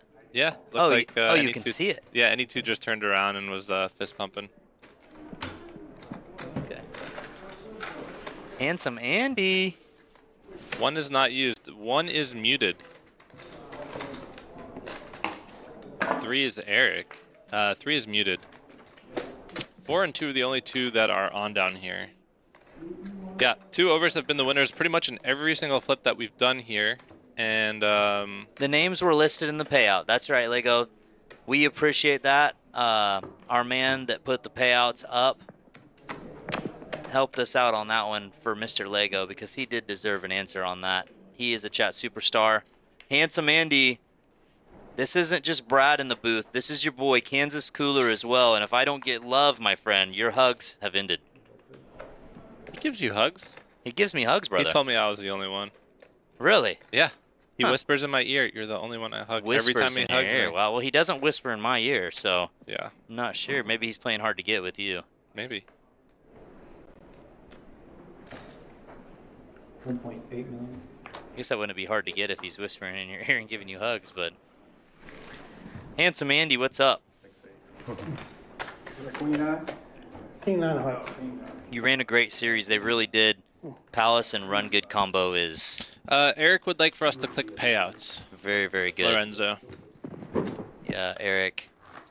And these are the payouts. We're playing for a $91,000 first place, followed by a $56,000 second place. Looks a little flat-ish in the middle, but Yeah, so one good way to tell if something is flat or not is if second and third place adds up to more than first. it does not. Yeah. Well, it looked like it did. Did it? Looked like it was a little bit more than first, which would make it flat. It went away too quick. What is so second is 50? Yeah, so it does add up. Yeah. More. So it's a little bit more flat, as you said. Yeah. But needless to say, we're playing for a lot of money with every jump here. Is tens of thousands of dollars. At this point, tell them to loud out there. Okay, I'm gonna lower the table volume then, if that's what you are talking about, Greg. Justin in the box. What's up, Simon? What's up, Britain. Simon? Handsome Andy. Justin, I saved the best for last. And I do not tell you that, Maddie. And he's talking about, oh, Maddie calling her by her actual full name. Maddie did say he tells everybody they're the only ones. What's happening here? So he flops top pair from the big blind. Okay, he defends versus the open from Simon in the cutoff. Yeah. Do we just get this in? No, I believe that we can just call here. He has 8.8 big blinds. Well, he shoved. Yeah, I mean, this is fine too. Completely fine. Okay. Yeah, I mean, I don't have enough time to kind of explore all the options in my head, but yeah, I think getting it in is fine as well. Crowd outside the room. I always forget how short they are. 8.8 big blinds is not very much, but he's picking up some momentum. Any two is getting the momentum back again. This is really starting to level out a lot. Like Fitz. It really is. This is getting really great because there is no clear runaway favorite. There really truly isn't. It's anybody's game at this point. Any one of these players can walk away with $90,000+. The Milkman. Let's go, Adam and Simon. Just tuned in. Milkman, what's up? You are a legend out here. Simon, are you still in a tournament right now? One You hanging out Simon at has to Palace? win, he said. All right, here we got pocket threes from Simon under the gun. Opening off of 32. Oof. Almost a 3 full X open under the gun from Simon here. Now, So what are he's David's adjusting options? a little bit with his sizes here. And what are David's options? Yeah, so he has ace-10 the big blind off of 16. He's very similar to the other stacks at the table. I think that you can jam here, and I also think that you can defend. And it looks like he goes with the first option. And let me see if the problem with calling off for Simon is he is the current chip leader and does have kind of an advantage being that in this when all the other stacks are so close together and 10 below him. And so he kind of actually wants to preserve, not gamble like this at this point, because he can pick up chips very easily in other ways, just by purely opening and showing aggression to these guys and being reverse of this and being the jammer over the open. I think that you just have to fold here if you're Simon and preserve your chip lead. It's obviously close and chip EV. It would just be. I fold. Yeah, I think this is a good fold. It's just so funny. This is maybe I'm just biased because I don't think Simon's this is a good fold. hilarious. I know this is a good fold, but yeah. I think Simon's hilarious, but he just sat there and tanked while he counted out, and then like he frantically folded at the end. Legend of the Losers Lounge today, Milkman. Well, both players, we can't even call ourselves players anymore, Brad. We're down here in the booth. We're with you, Milkman, in the Losers Lounge. It's pretty nice in the booth for us, though. I don't know where you're at, where your Losers Lounge is located, Milkman, currently, where you're watching from, but we are still in the Palace, which is one of the nicest facilities anywhere, not just for a poker room, but for any club anywhere. Better than any country club even that I've been in. 1.6. Yeah. So Fitz is going to open ace-jack off here under the gun. And so at a point like this, so in this stage of the tournament, would you ever consider, I think with the ICM you probably fold king-queen off on the button. Would that be a correct assumption? Five-handed. So under the gun is essentially the hijack. So this open is completely fine by Fitz. What is your question with any? So we have options, right? So like earlier King, on, queen? before final table, like we can either flat 3-bet, fold. Here with the ICM pressure on and any two being not necessarily at risk, is it better for him to fold here to call So to 3-bet? actually with the king queen versus the under the gun, I like 3-bet and fold when you're deeper and not in an ICM final table situation. In the final table situation, I think Fitz could have both actually open folded instead of opened, but I think the open is fine.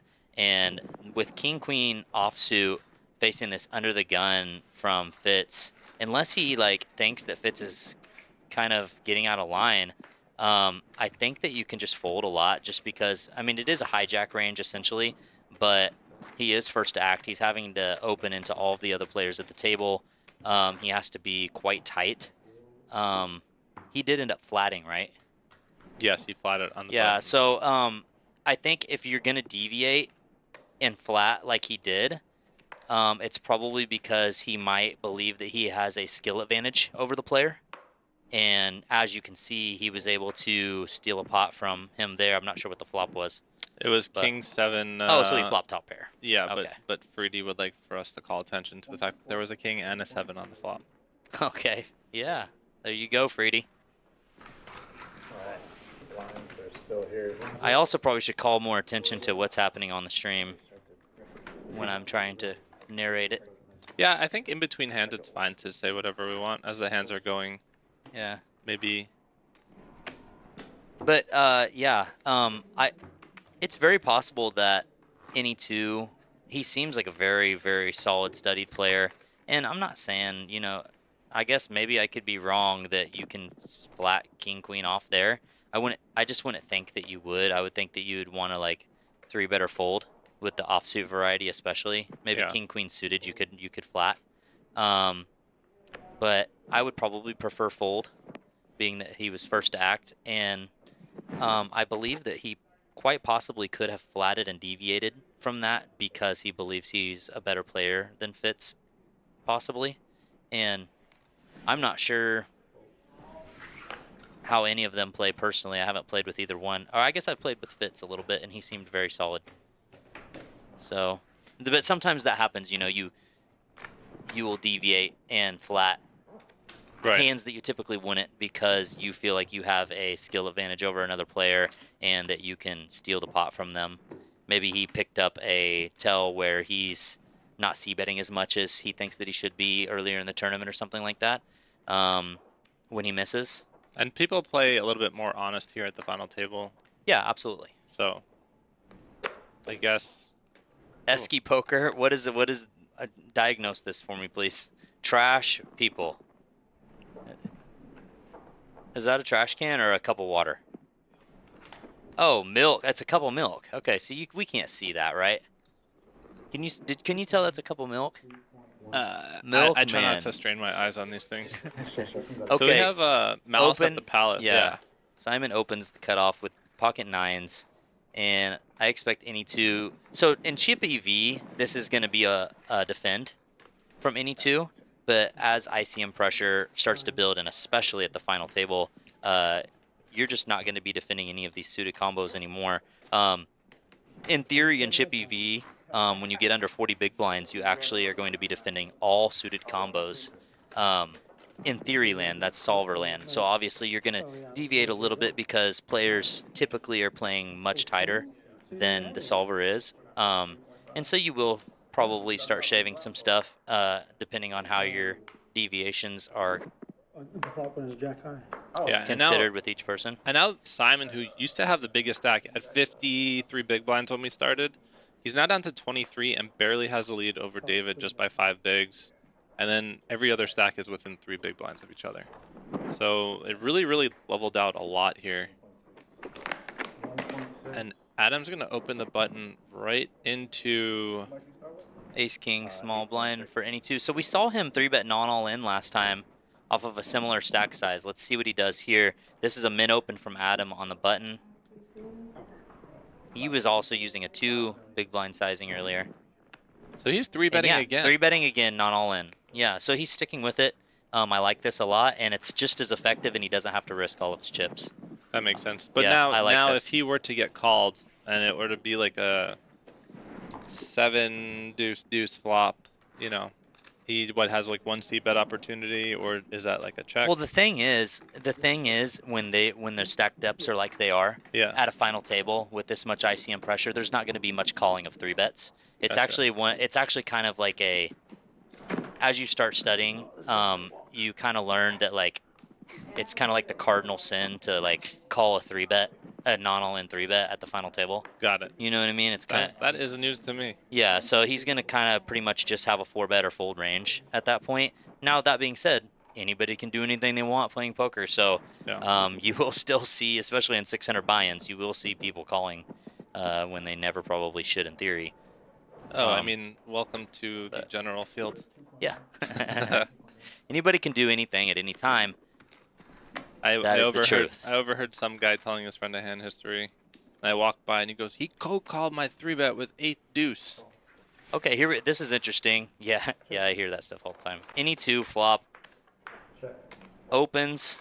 Speaking of 8 deuce, yeah. Yeah, opens the button with ace 4 off, and I think this is perfectly fine. And everybody is really evening out here in stack distribution. It looked like we had a check flop. Yeah, and actually, And- I do have a question about this. So a hand like ace-4, right? We don't have a good kicker here. So on ace-8 deuce, like if we bet and get called, like that's not a hand we want to necessarily take for 3 streets, correct? So it's a very, very, very dry flop, where the big blind is not, even though it's ace-4 deuce in the big blind, but since this is a final table and the ranges are much tighter, Simon's really never going to have any 4s or deuces in his hand. And so he's actually kind of, he's just really balancing his, he's really just balancing his range, you know, because the button is going to be any 2 flops widest opening position. And he's just balancing some of his good value. And it's kind of hard to pick combos that you can balance with on an 8-4 deuce because Simon's never going to have any 4 deuce, and neither is he. So, you have to put the ace-x in there, you know, because you have to have an adequate amount. If you are balancing your ranges, you're going to have to have an adequate amount of combos in your value and your bluff range. And your checking range, which is what he did. This is a spot where he's also kind of pot controlling if, you know, Simon was defending with another ace as well. Yeah, look at that. As Freedy said, any 2 right now is chip lead. Yeah. Yeah. Wow. Yeah, this is really evened out here. I missed that hand that just happened blind on blind. So Simon had 9-4 off. Fitz had ace-10 of clubs, and Simon tanked and decided it would be a good idea to open it. And I'm sure that prints. And big blind went all in. And he jammed, snap jammed, yeah. Yeah, and Simon folded. Yeah, and actually I do want to just point out Fitz, he's a really good player. I played in the Tours tournament with him this last week, and I asked him if he plays Hold'em, and he goes, only when I have to. Yeah, so another good point was just made. Any 2 flop just went from our shortest stack and had some separation as the shortest stack as well. And now he is our chip leader. And I believe this is the first time that Simon has been overtaken, or the first person that has overtaken Simon. He's obviously been the chip leader for a couple hands, but any 2 flop is our chip leader now. And this is just kind of showing you how this is anybody's game right now. And it's kind of going to come down to who both runs well right now and also who is going to kind of push their foot down on the gas a little bit harder than the rest right now. Yeah. Because everybody is going to have to be pretty tight at this point, being so close together and being that anybody could be a runaway by doubling through anyone at this point. Like, you kind of are in a very, very good position to win this whole thing if you can double through any of the other big stacks here. Even doubling through Adam or stacking Adam would make you a good... Who's Jeremy? Jeremy is solid. I'm not sure which one Jeremy is either. I'm pretty sure Fitz's name is Jason. Yeah. I'm like... Okay, Jeremy is any 2 in the big blind. Okay, Freedy, we got that. But yeah, Fitz is a really scary mixed game player. He was... Fitz is? Oh my god, yeah, I played with him last... Yeah, he seemed very solid. I played at one of his day 1 tables, and yeah, he seemed very, very solid. Scary mixed game player. Someone made a joke that he's going to miss his barber appointment the other day. I don't think he needs one. And yeah, I don't think he ever goes to the barber. I don't think he has in a long time. Yeah, let's see what Simon does here with this ace-7 off.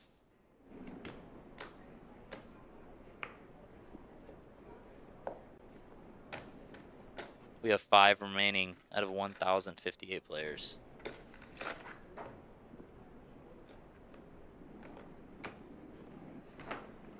You're getting a lot of love today from the chat. Hey, thank you, chat. Cairo Senko. I butchered that, didn't I? You'll have to ask him. Kairoy Senko won. I know who you are, but I'm not going to reveal your identity because I know that you are a ghost. You do not like to be known by the world. And Try so to- I will not reveal your identity, Kyrosenko. You are safe with me, but I do see you. I know who you are, and I love you. Thank you for saying that.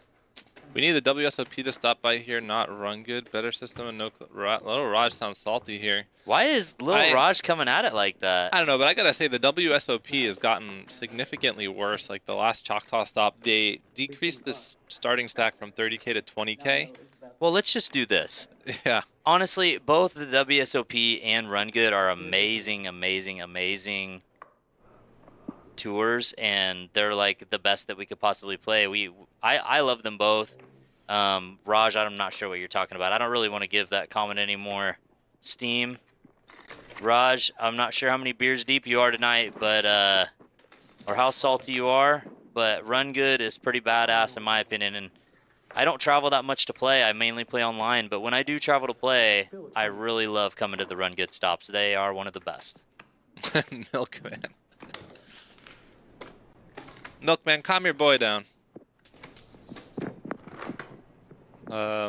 Let's not open that can of worm. Stop it, Cap. Lil Raj, it's not cap. I mean, it's seriously not. Like, I truly love Run Good. Raj, something happened with Raj for sure. He's all upset. When you become big Raj, you can talk like that, all right? I love that, Milkman. All right, Adam just jammed Queen Jack offsuit here under the gun for 8 bigs. 8.8 bigs, I guess about 9 bigs. And Fitz is here in the big blind with ace-5 off. I guess that just shrivels off. Yeah, Shrivels no, up yeah, when- he's not going to think about this one.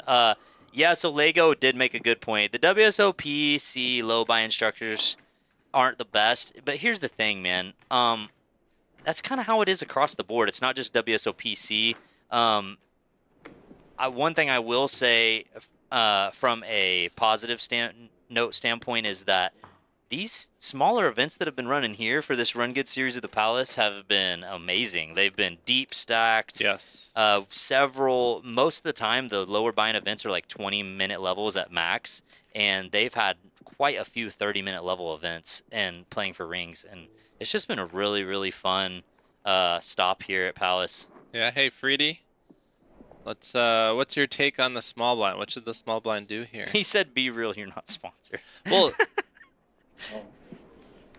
oh, so now with we're not reading your comments anymore, Raj. Until you can bow down to Run Good, we are not reading your comments anymore.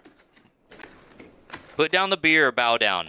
One of the two. Well, the one thing I do want to that I really, really liked about this stop was the day one of this main event was very enjoyable to play. I think being so deep and having that time to play was... Absolutely. There's been some complaints a little bit, and they vote on all this stuff and they learn and grow as they go. So of course, there's things that you're not going to like about everything.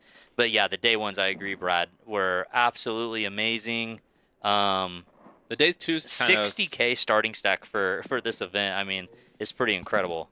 That was the best part. You don't have to worry about busting in like 2-3 hands. You actually have playability. Yeah, I mean, normally you see like the average stack of a day two being like, 250, 300,000.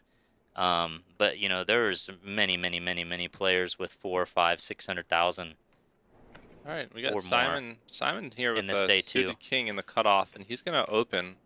Looks like he's going. I think it's like 2.05 mil. Yeah, so 2.5 bigs. Yeah, this is another one of those scenarios where he just has to be super tight in the big blind. Normally, he would call any suited combo against a player that he believes is opening a standard range and chip EV, but this is the final table, and it is much different. Like I said, I mentioned this earlier, and I don't drop nuggets too often to this many people because I don't really talk to that many people about poker, but I'm all about helping people get better, and if you want to get better at learning without sitting behind a screen and learning how to solve hands with a computer and learning how to node lock and all of that stuff that you might not even understand what's coming out of my mouth right now, but if you want to get better at this, you want to get better at understanding how final table dynamics work, GG runs a GG Millions stream once a week on YouTube. It's free to watch. They bring on a new guest commentator every week, some of the best in the world. We have an all-in here from Jack 8, and I think this is pretty standard covering. 15 bigs? Yeah, he's covering, and there's a lot of pressure on what's David right now because he does have Adam behind him, and he is locked kind of tight with Fitz. But yeah, GG Millions on YouTube, new commentator guest every week, usually one of the best in the world. I believe this week our main event champion Lucas Jumelon is going to be on actually, which is kind of cool. Oh, he's going to be on the he's going to be on GG? GG Millions. Oh, cool, GG Millions. Yeah, GG Millions stream This week. Yeah, and it's also some That's of the. so dope. It's also like the premier event every week. It's of the high stakes community. It's a 10K buy-in, and it's some of the best players in the world playing that also. So it's a very good place to learn final table dynamics. So any two here has queens on the button. Now behind him he has a 19 big blind stack and a 13 big blind stack. So he still has a lot of playability. Like if they were shorter, let's say like 10 bigs each. It's going to be interesting to watch this because, you know, this is a very tight situation here at the final table, and it truly is anybody's game, and it's been that way for a while. I just expect the tight play to continue, and like I said, it's just gonna. I think it's gonna come down to two different factors: one, who's gonna run the best, and two, who's going to kind of step out a little bit more than the rest. Here we go. This is Adam, queen jack off again under the gun. Another jam. Yeah, so it Same seems, thing. yeah. 8.8 bigs. Yeah, and he kind of is the one with the least amount of ICM pressure, if any, and wants to. He does have a little bit because he is kind of tight with David and Fitz, and he's still in the game if he can get a double. So he does kind of need to be thoughtful. But so now, if you're Fitz and Simon folds, do you just get it in, or are you folding? I'm interested to see how this plays out. Let's just see. Okay, so. Yeah, Fitz just folds this here. No. Milkman. Let's see how this runs out, Milkman, and I'll answer your question. Actually, I'll tell them. Raj is sponsoring Kansas Cooler.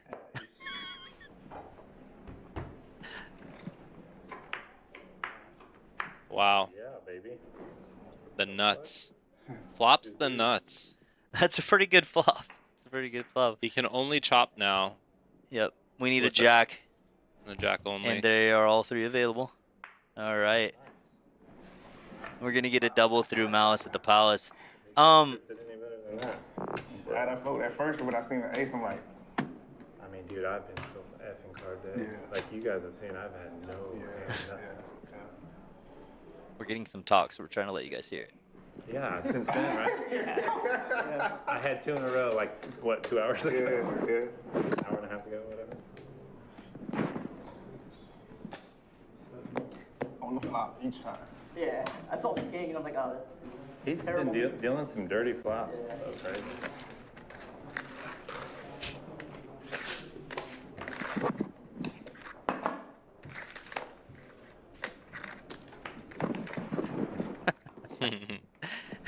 Bro, this chat is off the rails. Cameron. I love you, Cameron. I love you, Milkman. I'm not sponsored by anybody, man. I'm just truly being real. I'm truly just telling you how I feel. And I think it's crazy how Simon came in with the overwhelming chip lead, and now he is short stack. No Rate Cattle Club. Sign me up, Mason. Seriously, man. I love you, bro. I'm not even kidding. Fanboy. I've been a fanboy. And he too is picking up some hands here in the final table. He just he had queens and now he has jacks. Yeah, and let's keep in mind he had like 5 big blinds or something not too long ago. Yeah. And now he could be in position to run away with this. Is this another just toss away, no defend? He's against the second biggest stack of the table, so yeah, he has to be extremely tight. You know what I wish? The second biggest stack. That everyone in the tournament would play like this, start from the beginning. Yeah, well, it just doesn't work like this. You know, this isn't how it works anywhere except the final table. Milkman, you know, I'm just a dad from Kansas. I'm a dad from Kansas with a 5-year-old and a 3-year-old and a wife, and I I stay home with them. I try to play online as much as possible because I do love the game, but I really don't travel and even play poker much. And this is like my golf. Like some people love golf. I'm not into golf or anything. I'm sure I would be if I tried, but I love poker, and this is my recreation. All right, so David's going to open King 10 suited under the gun to 1.6 million, just a min open. And now any two again for like the third or fourth time picks up Ace King off. Now, do you ever He's flat running here? into some heat here, and this is what I said. It's going to come down to one or two things. Somebody is going to start picking up some heat and running well. Do you ever flat? But he's also playing well. He's doing it again. He's sticking to the same strategy, and I really love this from any two flop. There's times when you do deviate, you know, and it's okay to mix it up. But, you know, he's kind of evaluating the situation similarly each time, and I think all three were very similar situations. So Yeah, this is so strong also. Like, David can't call and he can't jam. He just has to this is what we talked about. You know, you can't just call these 3-bets. You know, like it's And the cardinal sin at a final table. And I think what's really interesting is from our end and from the viewers' end, we see that any two is catching cards, but it looks like probably to the other players that he's just being overly aggressive now and just attacking and going after pots. So I feel like, you know, if you're kind of in the dark about that stuff and you're just kind of seeing it at the table, maybe sometimes you'll just pick a spot that you probably shouldn't just to attack the aggressive player a little bit. You know, like if David felt like he was getting out of line and just constantly picking on the players, like maybe he would jam that King 10 suited. The one thing I will say is that David is the shortest now at this point, but he's still like kind of locked with Fitz.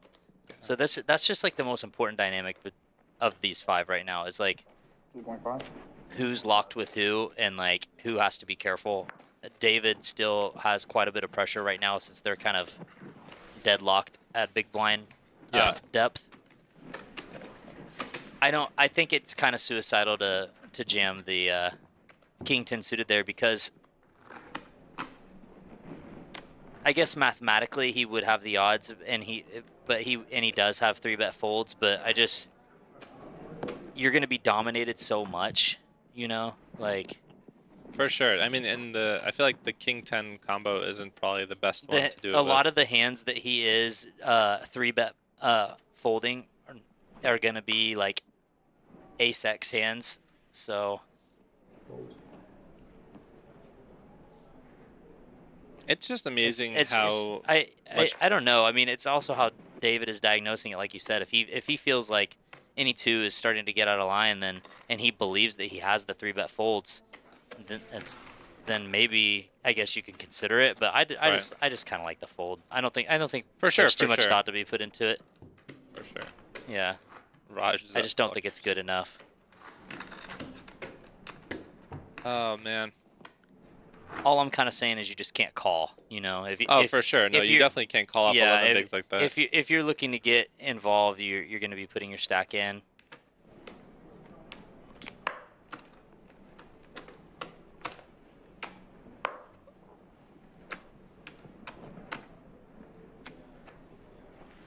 I feel like everybody's been playing really well at the final table so far. I mean, Yeah, it's just been a lot of coolers. Everybody's and a lot been of very flips. solid. It seems like everybody has a firm understanding kind of how this works.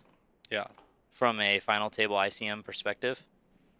By the way, I'm talking to the best of my ability, but I am by far not an expert. Like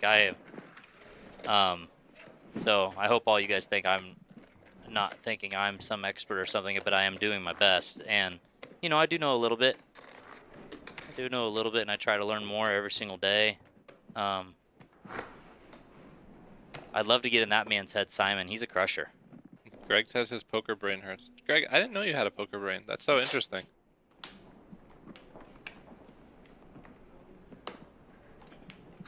Raj is pre-gaming for WSOP Austin already. Someone get tracksuit a drink. Raj would.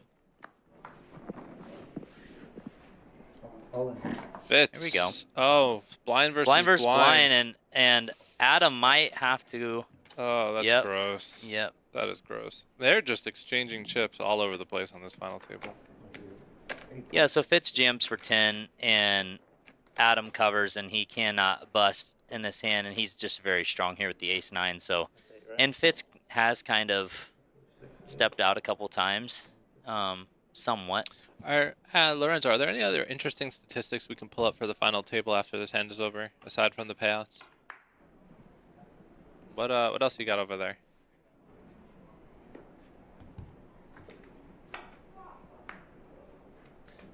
I'm kind of curious of the VPIP and the PFR. Let's see what happens here. Oh, And we're going to get the full double for Fitz. And this is what we were just talking about, how anybody can go from worst to towards the top right off the bat. But as you can see, any two has created quite some separation from everyone else at this point. He does have almost half of the chips in play. Yeah. Let's take a look at the VPIP real quick. We got Malice at the Palace as the most aggressive, and he started with a chip lead, so that makes sense. And Adam, Fitz, and David down at the bottom with half of what any two and Malice have. And let's get the PFR up there also if we can, Lorenzo. VPIP is just going to be any time you're voluntarily putting chips into the pot. Pre-flop raise, PFR, as some people call it, is when you are actually opening the pot. So you are raising pre-flop. What should the ideal PFR to VPIP be? I mean, that's a dynamic question. You know, it truly just depends on so many within, different variables. 6 to 8% ish. Like if you're gonna average it out. Of what? Like your PFR to VPIP, or like your percentage. Like how many percentage points should they be? Oh, apart from each other? Yes. Oh yeah, I mean, I would say usually for a good player, yeah, so you can see like in the chip EV levels, like in the chip EV levels and non ICM levels of the tournament, you will see something like, you know, around like 30, 20, and like 6 to 7% 3-bet from like the good players.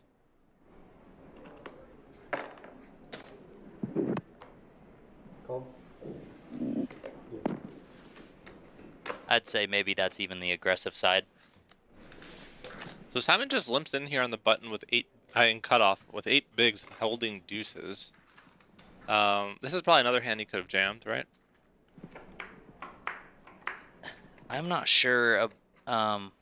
Yeah, so I would love to just ask Simon about this hand. Like, I'm always trying to learn like what's going through people's head, and I wish I could learn like what he's thinking, because you know I wouldn't have a limping range personally. Here I'm trying to figure out why he might do it. I'm guessing maybe to give Adam some room. He knows that Adam is a very aggressive player in general, and yeah, this is the least aggressive I've ever seen Adam. Yeah, there's also times where I have flatted a hand like just completely randomly and exploitively, because it's something that I'd never do, and if I think people are paying attention to that, I'll use it sometimes as like a way to look a lot stronger than I am, and then possibly steal the pot on flops. That's interesting. It's very, very rare though. Yeah. It's not something I hardly ever use. It's not something like I would recommend people doing. It's like such a rare scenario, so I'm not sure if that's something he was doing there. But you do see people typically limp pairs and stuff, but I wouldn't think that you would normally do it at this stage of the tournament at the FT with 5 left, especially when you are short like this. David.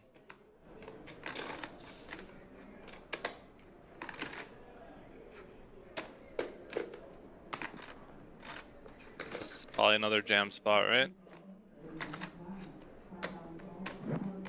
It's so strong to be opening off of 11 bigs like that under the gun, though. Well, you know. Wow.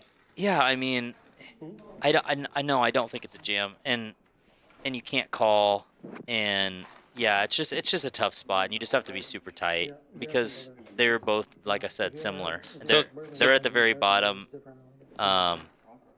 Malice had what at that point? He had like 7, 8 bigs. So he had 11 bigs. David. He had 11. David had 8, but I'm saying, so like if this is not Yeah, final so David- table, if this is like pre-final table after the bubble burst, that's a snap. You're jam asking spot. me in chip EV what Yes, would it be? in chip EV that's a jam spot. In chip EV, Malice at the Palace opening hijack, because that's essentially what he's opening. It's not truly under the gun. Yes. Versus under the gun, no, you're not going to be doing that. Right. But under the gun 5-handed is way looser than under the gun. But it's also weird, right? Because he's limping, you Right. know. But yes, in theory, in solver land and chip EV, you would be jamming the blinds with a lot of pairs when a late position opens. Yeah. Wow, David had to make 2 tight laydowns here. And this is because of ICM, because David is not the shortest stack right now. Adam is. But after that pot, now David is the shortest stack. Yeah, it's kind. I feel like they've all taken turns as the shortest stack at some point, other than Malice at the Palace. But he's actually down there now, and he is right in the middle of the 5 right now. Yeah. And I also want to say to Little Raj, Yes, this 3-3 is a good fold. That's right, Cameron. Little Raj, this isn't your Discord. This isn't your Discord channel, brother. he's going after everyone here. You're 100% right, Cameron. 3-3 is a good fold. I think it's pretty easy at this stage of the tournament. But cheap EV, that's a slam dunk jam. If you're facing a late position open, and you know you're sub 25 big blinds, and you have pocket 3s in the big blind, I'm putting it in a lot of the time. But you're gonna deviate. It's always dependent. Like there's so many variables. It's never black and white. You know, it depends who the opener is. There's a lot of different factors, but it's too much to talk about right now. But it is good to explore all of those things for sure. Brad, we can talk anytime. You know, you gotta hit me up more. We were talking there for a while, you know, texting back and forth, and I know we're both really busy though. You've been really grinding lately. Me? I've just been working a lot. That's what I mean. Working You've been working a ton. I feel like. Yeah, I'm working a lot. I haven't been playing too much. Yes, that's right, Tracksuit Craig. Please, thanks for telling him, man. Sometimes I'm too nice and I can't just tell people how it is.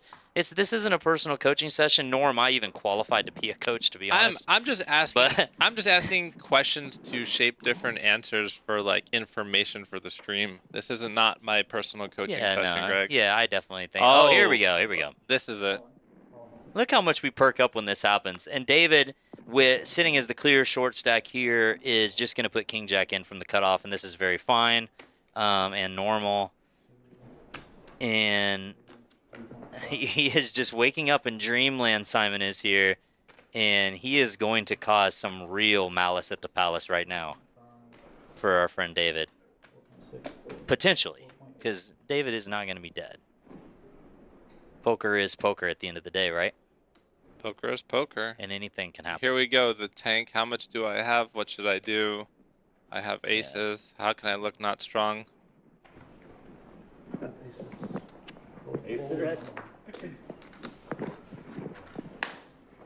Does Palace have Baccarat?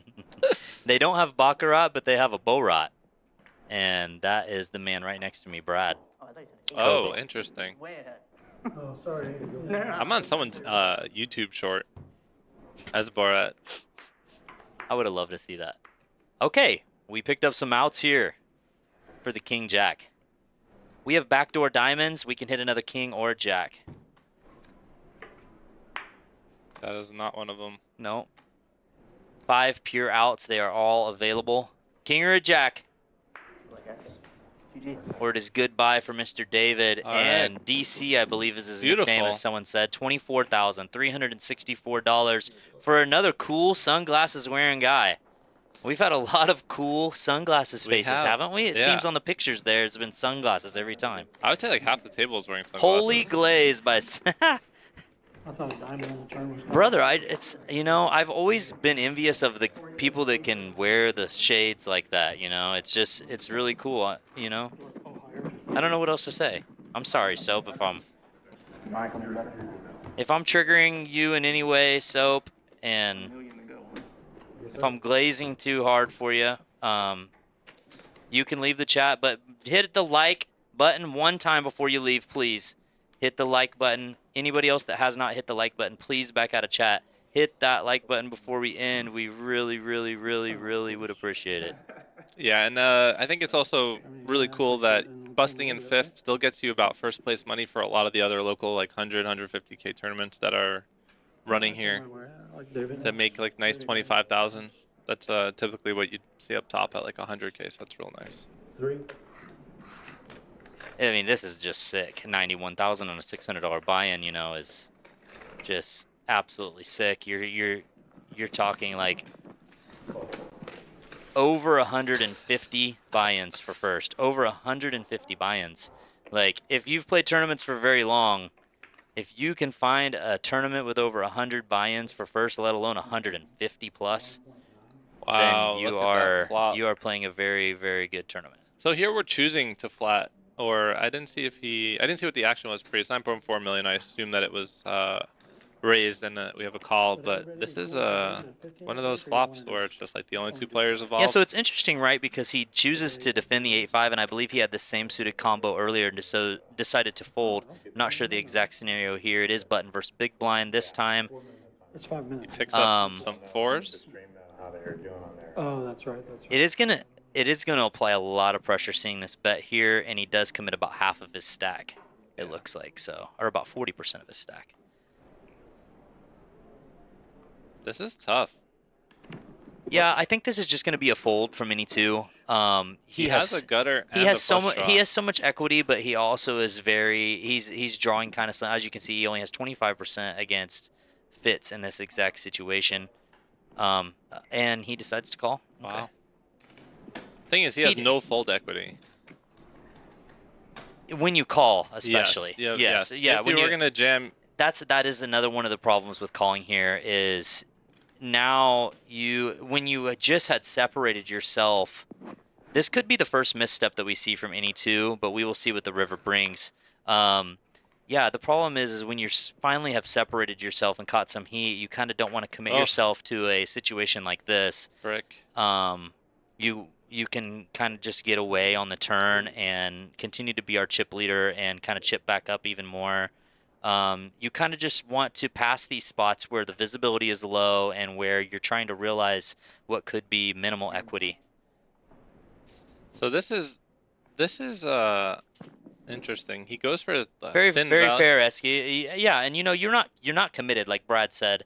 That you could be committed. I think like in chip EV, you definitely are going to be more committed. You're not really committed. You can still fold. I just really like preserving, Esky. I like preserving when it's so tight, the levels are short. You just had separated yourself as a clear chip leader. He still is. Let's say that he's still chip leading by 8 big blinds, but he was chip leading like pretty clearly, covering the whole table. And Sorry, I just laughing at one of the comments. I'll you let say? you finish. No, Travis wants to know why there's so many empty chairs at the table and asked is there nobody on the list? That's a good one, man. I like that one. But yeah, and Esky, you are probably more studied than I am. So if Esky says he likes call turn, then maybe theoretically it is correct. I personally would say that I would preserve there. Personally, that's just me. I would just fold turn. Yeah. Not because it's a bad call, Esky. It's obviously a profitable call in math and theory land. But it's more about these final table dynamics. You're in one of the very unique spots of your life, and you have clearly separated yourself as the chip leader. And I just think there's so many better situations for him to engage. You're not necessarily playing a cash game math style anymore. You're trying. This is a tournament poker. It's a final table, final 4, and probably one of the biggest spots of your life. We got a hand here. Adam just jammed about 4 bigs. I mean, with ace queen suited, and now Simon's got ace jack off, and any 2 actually flatted in the small blind. So this is going to be really interesting.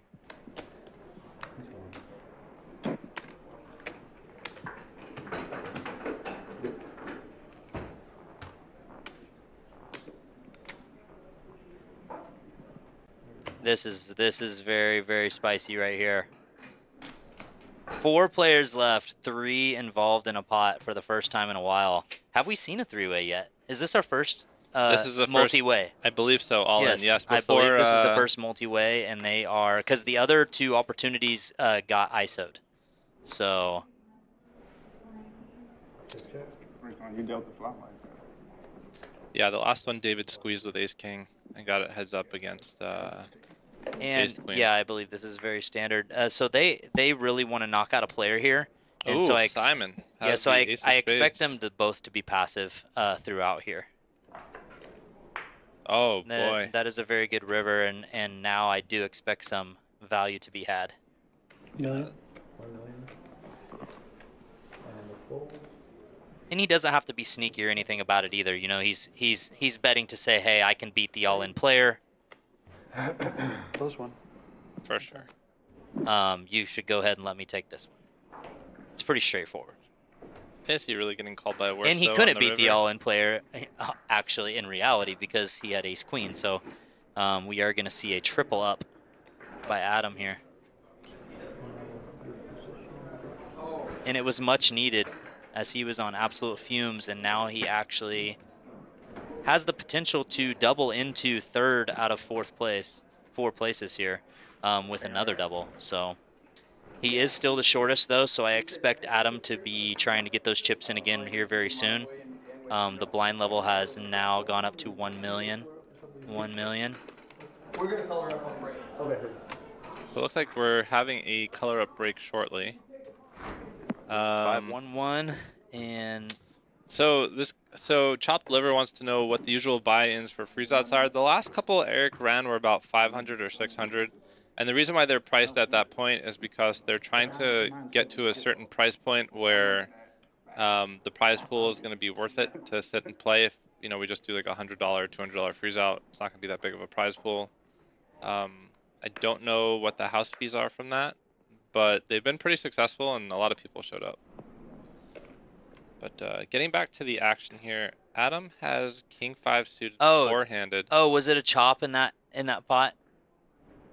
Because there was a king. Yes, it was a chop. Yeah. Okay. All right, chop, silly. You're right. Good call out. Good call out.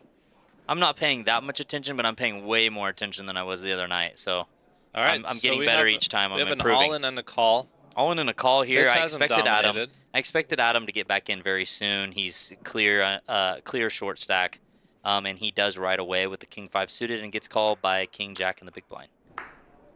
Yep, he has to go and running he has diamonds backdoor. here. Yep, he has backdoor. He can hit a 4 here. or a deuce also. Give Looks him like a some 5, equity. right? Oh wow. Yeah, he can hit a 5. Yeah. Yeah, so now Adam is in the lead, 93% favorite to win, and he does double again. And as I said he could do, he has now doubled himself into third out of 4 places right now. Any 2 flop is now our short stack again, and he's been here before, and he is one of the most solid players that I've seen from a decision-making standpoint. Can we get the payouts one more time, Larza? Yeah, let's take a look at the payouts one more time as we are... Just to remind everybody what we're playing for here, we have $91,000 up top. Second place is $56,000. Third is $42,000. And fourth is really, really nice, $31,000. I mean, these are typically first place payouts in a lot of smaller tournaments. This is a really nice lump sum for a $600 buy-in. First place money is really nice. This is a 200K guarantee, and we broke 500K. Yeah, Simon, this would be the only way I chop a tournament. Yeah, I checked and it goes. they are all very similar in stack size. It's very turbo-y. I will say, though, you typically do see chops more often when when it's more of a top-heavy payout structure. And as we kind of already diagnosed earlier, second and third add up to more than first place, so it does make it a little more on the flat side. It's not by much, though, so it's kind of right in the average middle. Hey, Evan, thanks for playing, bud. Great run. He had the 6-4 suited against Simon 7-6. Oh, really? Yeah, and if they were to do a 4-way even chop right here, I think it comes out to like 55K each. Yeah, which is kind of nice. Pretty sick. Almost 100 buy-ins for everybody. It's crazy. Is absolutely insane. That's basically like they all won 100 buy-in tournament, which is would be a huge first place prize in itself. How long did the tourney last? Well, there were a bunch of different flights, so you have to figure each. There was a turbo flight, and then there was a regular flight that were 30-minute levels. I don't know how long each one went, but day 2 started at 10 a.m. Right now it is 7:15, so it's about 9 hours and 15 minutes. Still going on. We'll probably hit a break shortly, and it's yet to be determined how many hands we're actually going to see at this final table. All right, so we have an open. Oh no, did we have a limp and a check? Looks like we had a limp and a check a limp under the gun and a check by any two. And now we have check bet with top pair, and it looks like an easy fold from any two. You want to see a key card? Yeah. It's a key card. That's a pretty good key card. Someone mentioned, wow, there's big payouts. Yes, this is actually, I believe, to my knowledge, the biggest prize pool that they've had at Palace. This is a new room, one of the newest in town, and they have been steadily growing bigger and bigger, and they're catching some steam, and this one was pretty massive, and I believe the biggest prize pool in Palace's history so far. Yeah, it's too bad you didn't get any good cards. You know, it's a lot of variance in poker in general with the final table as well. You're at the mercy of your stack size and the other player's stack size and your cards, and you just it looks like his name's Evan too, so we don't have to call him Viva anymore. Yes. Yeah, GG's Evan.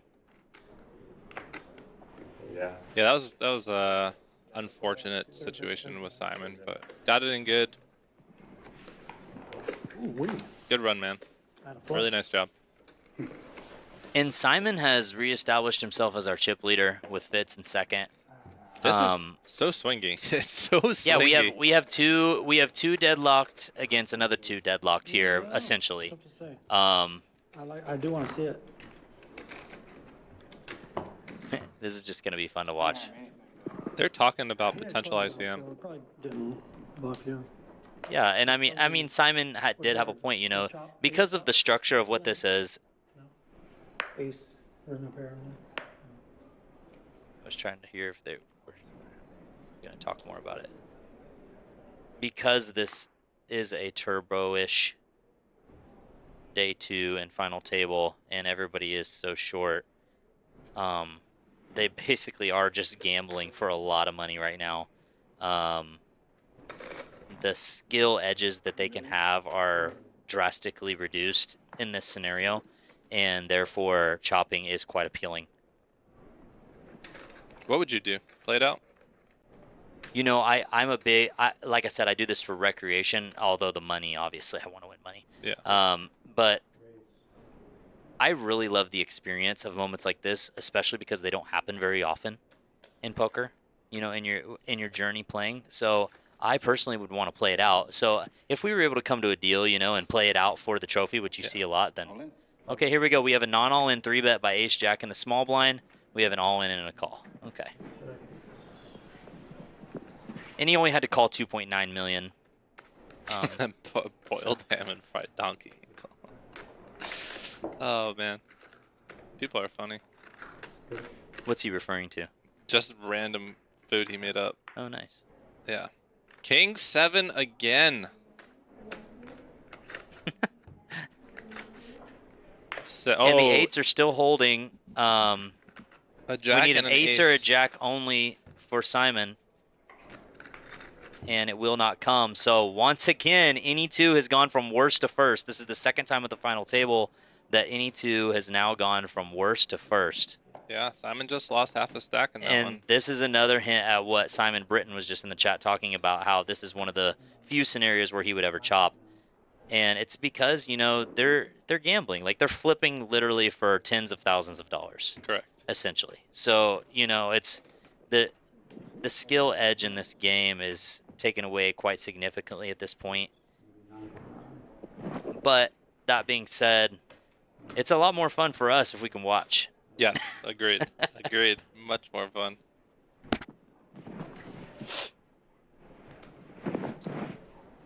Oh, man. I am so hungry. Thanks a lot for asking that question. I had the tuna poke bowl 2 days ago. I ordered 2 of them.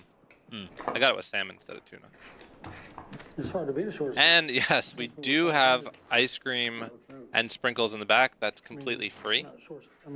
It is, I haven't eaten it yet, but it is supposedly delicious because every time I turn my head, someone else at the table who's sitting with me has more ice cream in front of them. So. All right, so we're pretty much floating between 20 and 10 big blind stacks here for like the last little bit.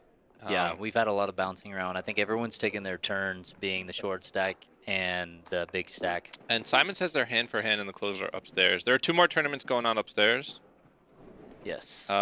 Freedy is going to be very upset at this small blind fold, but what can you do? 2.5. Okay, let's see this right here. We have 2.5 open from the button. Okay, nothing. Yeah. And so we have a $200 20K guarantee closer upstairs. We're going on break in about 10 minutes here for this main event. They're already on break upstairs. We are 15 minutes behind. So they're probably about to restart. Yeah, and then we have a $130 last chance at a ring. The rings are super nice. They're very beautiful. If I will say this before we get too far into anything else, touching on the break, they are currently at break, and if they are going to chop, I'm assuming that has been discussed over this break period. We won't know, most likely.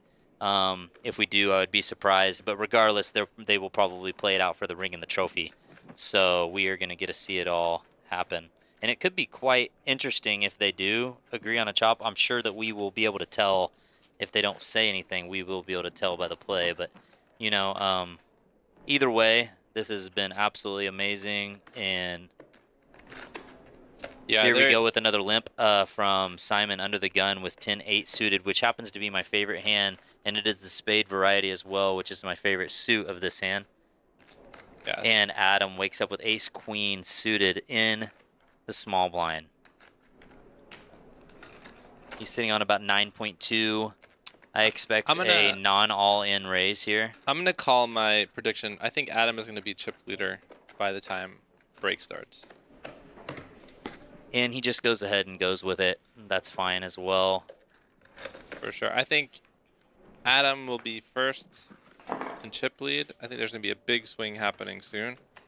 There has to be. There always has to be in these... It's just, you know, it's so interesting. It's like when people want to chop, like before they were talking about chop, Simon would have taken the most money. They played one hand. Now Simon is no longer chip leader and Jeremy is. So I feel like when stuff like that happens, it's really unfortunate for the person who had the biggest stack when you're talking about chopping at that time. Absolutely. Oh, here we go. We got some big hands brewing. And we have an all-in, yeah, with 17. Is he the second biggest stack? We lost our chip stacks, but I believe he's the second biggest. And Adam now is going to have a beautiful opportunity to go from worst to first, another from worst to first here.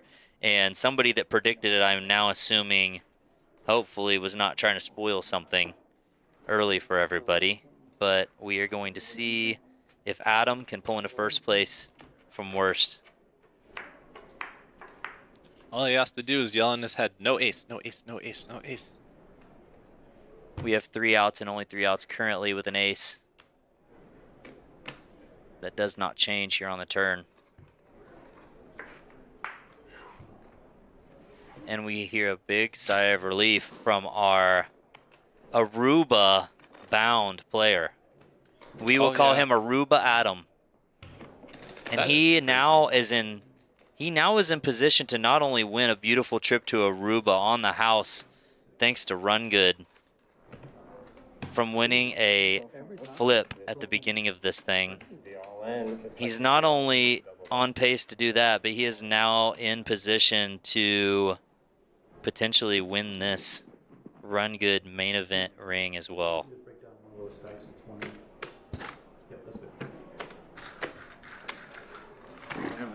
And I think really, really important, something that nobody really knows how hard Dan is working back there with the action tracker. You'll see a lot of other places who have live streams. Sometimes like their action tracker gets all wonky or the wrong action or it slows down or there's like incorrect readings. Interesting. I have to say, ever since Dan started doing the action tracker here, it's been seamless. That's awesome. It's been amazing. He does it so quick. Lego made a good point. If a deal is made, the tourney is over, unless there's a restructure of the payouts and first gets more in a trophy. I did not know that, Lego. If that is true, then I wouldn't be a giant fan of that because I want to watch what's going on here, but if it happens, it happens. Ace Jack again for Simon. And you couldn't blame these players. He has 2.5 bigs. What do we do with 6-3 suited? Pitch it. I assume. So, have you ever heard the term the M number? 2.5 bigs is what he has here in the big blind. Yeah. See, I can't see any of the other stacks now, so. Yeah, it's not up right now. Is this mine, guys? Yeah.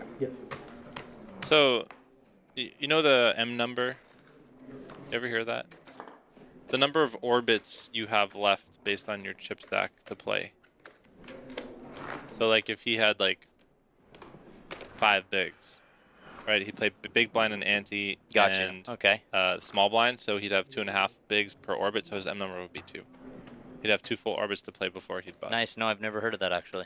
Yeah, I think Eric, I forgot who actually. I forget Your who M brought that number, up. huh? M number. Hmm. So it's something Actually, that I people are actually have talking never heard that. Yeah. So I wonder there, like you have 2.5 bigs, you have no ICM pressure. Do you just put the 6-3 suited in? Oh, there you go. Yeah, so I Scan your cards. 2.6. So here, Adam. I definitely probably prefer him just calling the big blind there. I think it's completely fine. He really has no ICM pressure at all. He has 2.5 big blinds and no one's even close to him. So, 6-4 suited is just as good as 10-7 suited, really. Yeah, I think you probably. I think you just have to call Yeah. in the big blind with 2.5 big blinds. I think he's gonna hit And a you 10 or can win. 7. You can win more chips at that point. Oh, And have a okay. bigger stack. There you go. This is a very about the best flop you could possibly get with 10-7 suited against deuces. Oh, 3. And that is a sweaty turn. As you know in poker, we like to bring sweaty turns and a deuce or 3. It's amazing how many of these hands have been all in and have had a sweat. Yeah.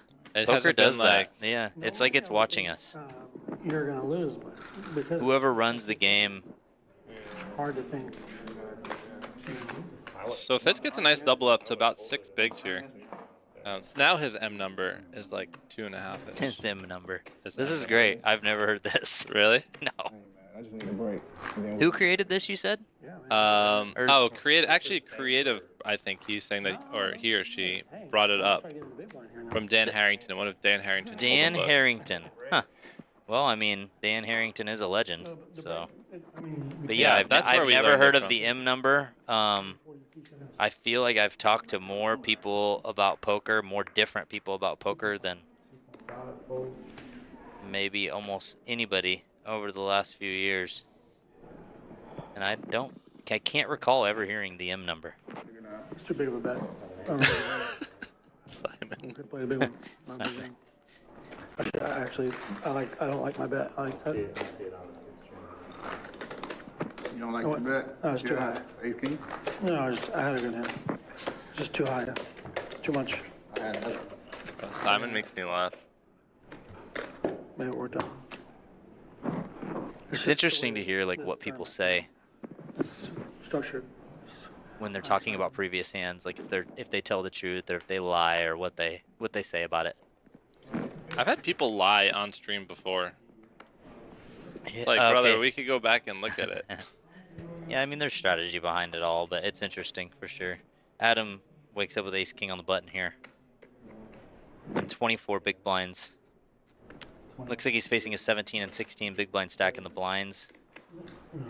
So the shorty is not involved here, so he does have to be somewhat careful. But when you have ace king suited, careful is not the word that crosses your mind. Malice at the palace. What a goof. Alright, so we got probably one more hand left until we get a break, unless we get this one out pretty quick. Creative says, you young guns don't know how to fold your way to the money like Dan. Yeah, I mean, I would say the young guns are much more aggressive than the old generation. But I will say the players that had the young gun style back in that generation used to be more profitable than ever in the game. Really? Yeah, like obviously, you know, the game has gotten much tougher since solvers have came out and since, you know, a lot more people have started studying, and it's just getting tougher and tougher. There's so many free resources out there with the internet, and, you know, there's a lot of things going on that make players better every single day, the ones that want to be. And I feel like even though poker is also, it's weird. It's kind of like an oxymoron because it's like softer than ever also, but it's also more people are learning about poker than ever. Yeah, So. well, the vloggers are helping it get softer again. Yeah.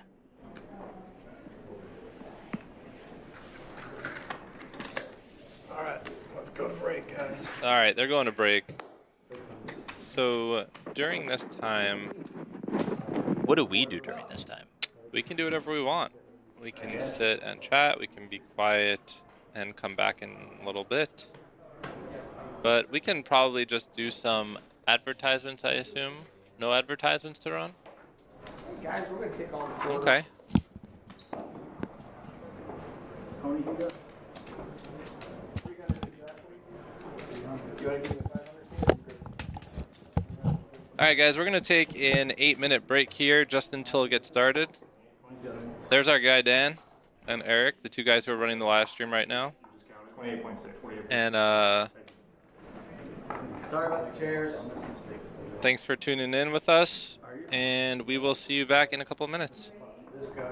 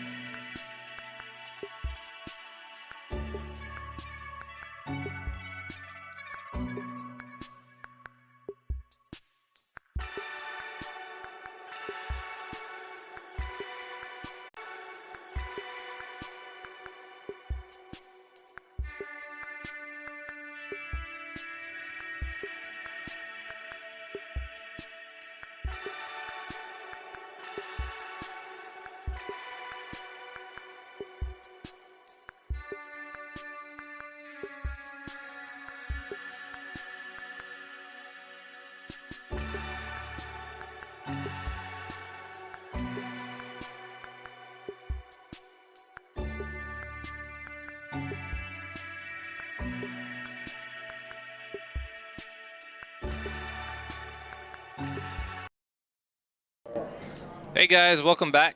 I'm Brad. This is Mr. Kansas Cooler, Justin. We are going to be your commentators for today. What's up, Justin? How's your wifey? Up? She's doing great. She's journaling right now, getting the kids to bed. Nice. All right, so we still have a four-handed final table. I do not know if anybody discussed chopping it, and so we are going to wait till the players get back to the table. They should be coming back any moment. They have been hand for hand. Remember Simon said he was hand for hand here? I just went upstairs, they're hand for hand. Oh, Still. in the closer event. Yeah, it's crazy. Yeah, that's crazy because we're 15 minutes behind. Yeah, so Adam has now taken over the chip lead from being the shortest stack. Simon and any two are Well, the about chat even. and everything's live though, right? Yes, everything is live. Okay. But yeah, Let's hear still if they're hand for saying hand. anything about chopping. Well, we were hand for hand in Nope. our flight last night for over an hour. Yeah, So it's pretty Simon typical. said it's been a really long time. Yeah. All right, we're coming back to 600. All right, looks like they're gonna play it out. And one of the players upstairs, Simon, said Simon never chops. He said this is probably the only times I'd ever chop this tournament. Yeah. So I thought that was pretty funny. Thanks for tuning in, guys. We are going to continue the I'm not sure. final table from the main event. Total prize pool of 529K with 91K on top, and we are about to hit the first hand. You can get rid of our ugly faces, please. Thank you.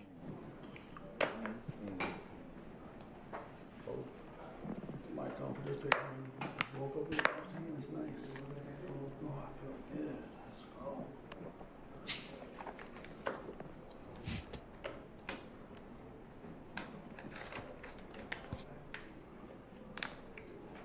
go.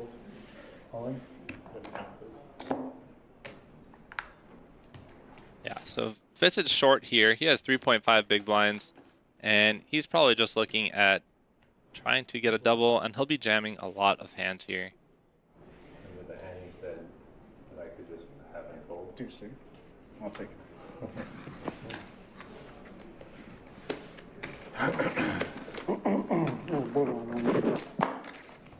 Creative, you are not ugly. I'm assuming you're referring to Brad. Well, I told Lorenzo to get rid of our ugly faces. No, I know. Yeah. Y'all aren't ugly. Thank you, Creative.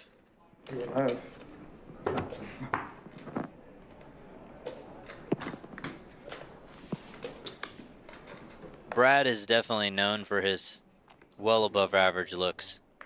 Oh, yeah, okay. But we're not pretty either. There we go. I make babies cry. He's being real now. Verbal is binding.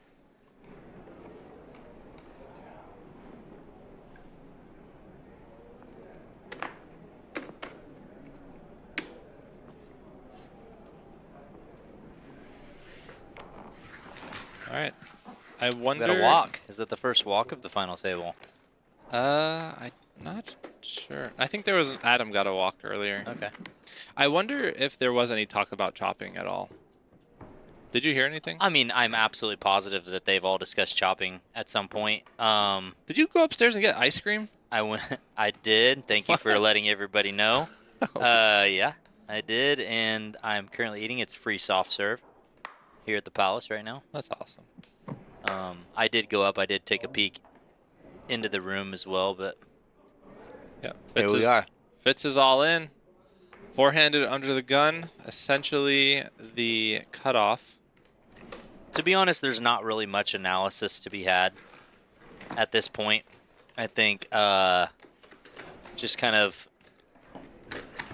what do you call it when you're just calling the action? You're play-by-play? Yeah, we're just going to be given the play-by-play, I think, from here on out. I think it's pretty straightforward.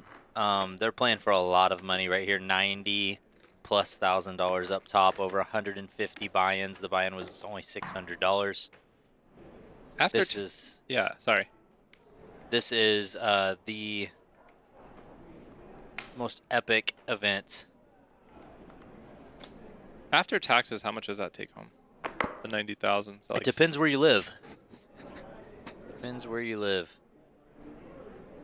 Federal in the U.S. is 24%, and then state by state it's different. If you're out of country, honestly couldn't tell you.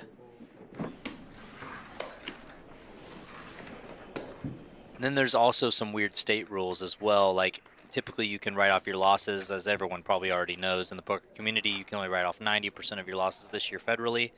But state by state, it's very different. In Kansas, actually, where I'm from, you cannot write off your losses. Really? You cannot. That's sick. Yeah, and they actually tax your gambling winnings as regular income also. Oh, that sucks. So you gotta buy a house here. Yeah, so you know that they are like one of 11 states, I think, that are like that. Yeah. Hey, Bill, if you want to see the payouts, do an exclamation mark instead of the hashtag. Tax bracket as well. That's right, Lyles.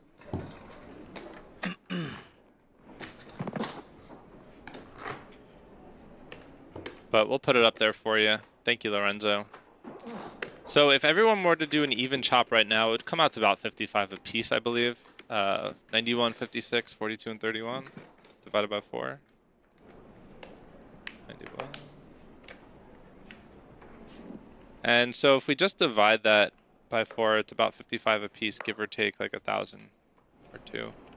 So that's really nice. It's actually like I second place expect money. a jam from Adam here in the small blind.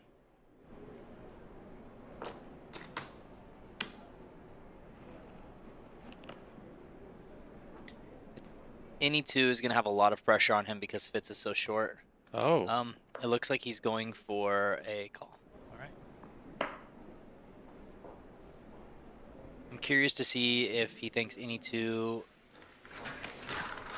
if he's trying to trap him into thinking he's weaker, or if he's trying to limp to make himself look stronger. I'm not exactly sure.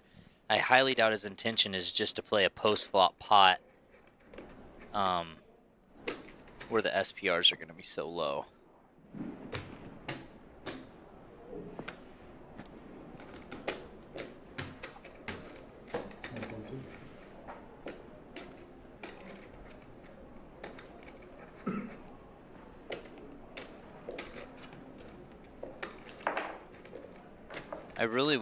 I'm very curious to hear inside the heads of these players.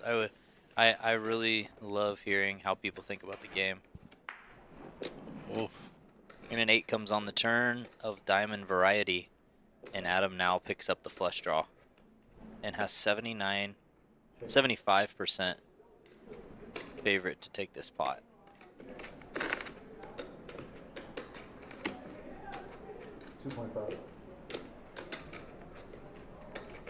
This is interesting. Yeah, we see Adam take the check line here on the turn, and any 2 decides to stab with the gut shot. And it actually he actually has the double gutty here. He could hit the 5 or the 9 for the straight.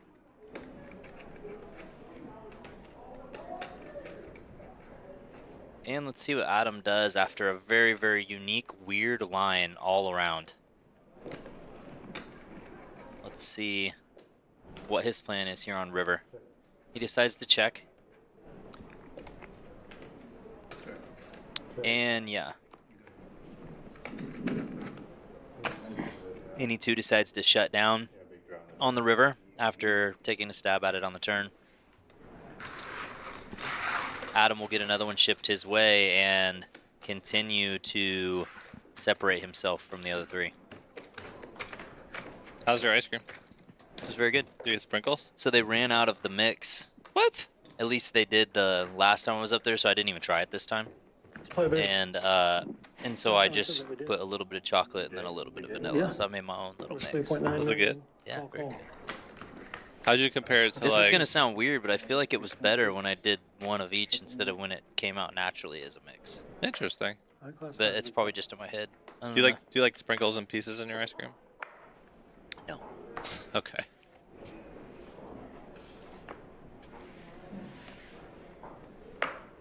Huh? So Uncle Bubs gotta shove there, Adam. In poker, you don't gotta do anything. You can do anything you want.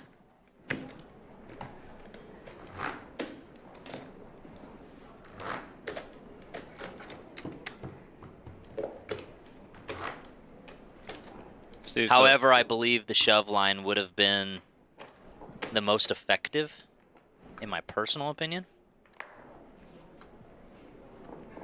Because Fitz is so short and any 2 has a little bit of pressure on him.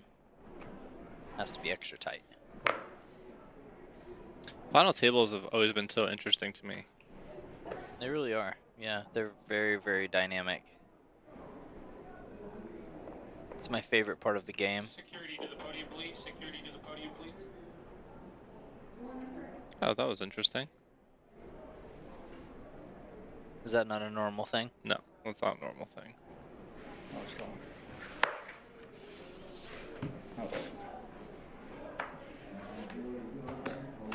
Hi, Greg. I do know that when large payouts are being processed and given to the players. In a lot of instances, the players will want security escorts out of the building. Yeah. So that could be a potential reason. I'll check. Yes, Josh is doing a great job in the box. The live stream dealers all do a great job. Yeah, for sure. Dan is doing a great job. Eric does a great job putting the whole thing together. This is a very, very well run live stream. Literally everybody here at Palace is amazing. Someone is all in here. King 8.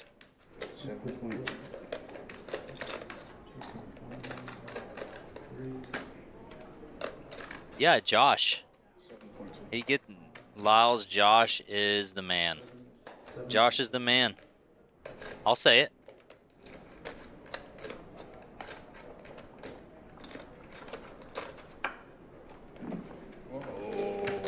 I did, Lyles. Yes. You'll see on the stream. But I didn't study poker then. I just was playing to gamble because it was in my hometown casino. And it is no longer there at Kansas Star in Mulvane, by the way. Do you have a casino close to your house? Yes, Kansas Star. Still? In Mulvane, and it is, they no longer have a poker room, and they have not since COVID. So what do you do? Just online? Yeah, just play online. You always move. And I don't even play online very often. I play a decent slate on Sundays usually, and that's about it. Wifey knows that's the time you... Yeah, Nice. that's kind of our planned day for me to play poker, and I usually don't start till around like 5, 6 p.m. and Oh, really? yeah, and then I just play all the big late ones. Ace queen, big line right here. Dude, I love watching you stream. Oh, thanks, man. Yeah. It's fun. I learned so much Might from be watching you well. guys I mean, play. That would be smart if you guys want to play, you know, GTO and ICM, and we could on stream. Too smart.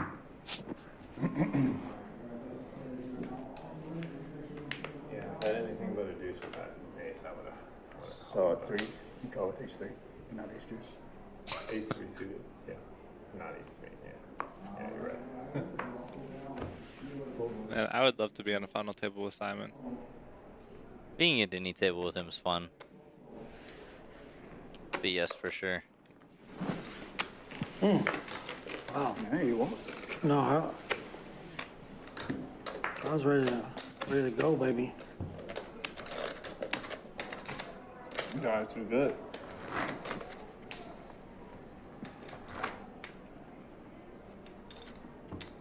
Next level is 1500.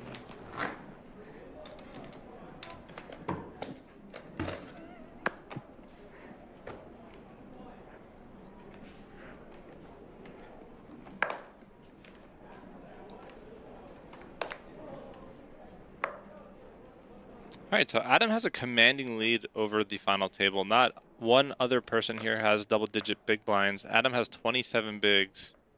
Yes. He can start to apply a lot of pressure. And then as far as calling off... He has half the chips in play, four-handed. That's crazy. But we've seen that one before. Yes. On the tag team. Oh, yeah? Oh, yeah. Yeah. Monkey. Monkey. 2.7. Oh, 2.7.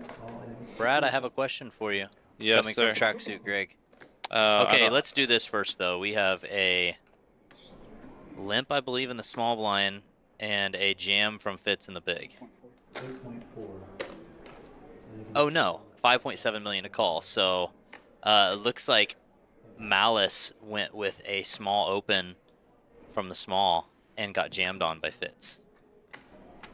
Sorry, I missed that. If Yes. that's not the right action, then Yeah, it was an open jam. yeah, so. I don't know. My bad. It's probably just jammed it. Anybody figure out what's going on with security? No, it could have been what you... Payout. For a payout. All right, so... It's very common, and, you know, like I said, Palace, as a new room, hasn't had a large volume of the bigger payout tournaments Do you tip in its history. Do you tip security when they... Absolutely. You Yeah, do? you should definitely tip security. You should tip the staff, dealers, everything. Like, I mean, you don't got to go crazy. Just give whatever you feel is in your what you feel like giving. But yes, I think it's very, very standard to tip security if you're having them escort you out to your car or whatever. I always have. I would think that people would always do that. Yeah. I've only ever had one security escort out. It was like 2 or 3 in the morning. Yeah, and I will say getting escorted out by security isn't probably as needed at Palace Poker. It is a gated, kind of secure area. That being said, if you're being paid out tens of thousands of dollars, I don't blame you at all for not being comfortable walking out to your car. All right, Fitz is going to rip pocket deuces here on the button. Yeah, I agree, Creative. Safest way is to wire money. They always give all of the options, wire, check. And if it's a really big payout, typically they will give you a check anyways. I know TCH Dallas does that. They'll give you like, I had a good sized payout there at one time, and I got a small portion in cash, and they did the rest check. That's awesome. Yes. About 8 million. All right, Adam's got King 10 on the button. The dude in Vegas that got robbed, show that people will follow you home. Oof, Simon. All right, here we Ace go. 9. Yep.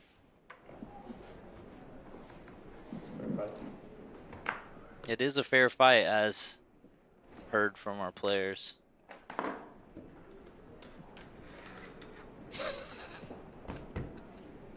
Travis is funny. All right, we got a flop 9 and an open ender for Adam. This is a sweat. We are 50-50 here. Yeah, it's a pure flip on the flop. Deuce of diamonds. And we have 14 outs, 13 of them clean. So Simon now doubles back to 14 bigs. These guys have all just been floating. This is great. Yeah. Between 10 and 20 bigs, like the entire time. Fitz just climbed all the way back from, what, 2.5 bigs? Yeah, so we've probably caught back up to the 15 minutes since I was up there. And I will say I did peek at the room, and they were all 4 in there still battling. I didn't want to say it yet, but I believe we've caught up to that point now. When I saw them, they were all 4 still in there the last I went up. And as Scott says, if he thinks the chop talk happens once it's 3, it would be about 62, 63 person if they were to chop at that point and do an even split, not ICM. Julian, is this Julian that we've seen on stream recently? This is 9-7 of diamonds, Julian. He shoved in the cutoff. On this final table? Yeah. Okay. Nice. Yeah, Julian says, watching the stream back and just want to say, love hearing your perspective on ICM Kansas. It's a fun addition to the commentary. I second your suggestion for watching GG Millions. It's great free content. Truly, like, if I could give one suggestion, and it's so not boring if you love poker, like, go watch GG Millions once a week. I watched one with Sean Deeb recently. Yep. They have some of the best guests in the world, some of the best players in the world on there, and yeah, it's free. It's free. It's like paying for an ICM final table lesson with some of the greatest players in the world, like, and it's free. Do they get paid to go on GG Millions? The commentators, the guest commentators? I mean, I'm not sure how any of that works, to be honest. I guess we could ask Lucas. What suit you got? Now that one of the boys is a main event champion, that's unbelievable. 22-year-old Lucas Jumelon. That's crazy, dude. I met him in Austin earlier this year with Simon. Yeah. And he was super nice. And then, like, a couple months later, you turn on the TV, he's on the final table. It's pretty amazing, man. It's wild. It's pretty amazing. Yeah, GG, Julian. Yeah, Julian, great job, man. Really great run. Just a bummer how you busted. He's a good guy. Mateo, what's up, man? Mateo's got piles upstairs. Does he? Piles. Let's go, dude. It's like his entire immediate area in front of him is just chips. All right, we got an all-in from Fitz with ace-10 offsuit. All right, Soap wants to hear what the players are saying. Let's just let's hear some for a little bit. We'll give that to you, Soap. 11. Okay, that's good. That's good.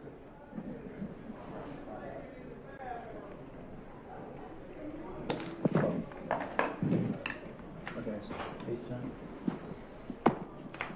Oh.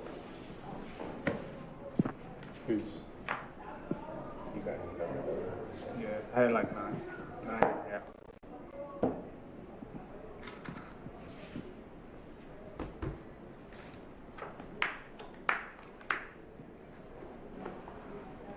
Yeah.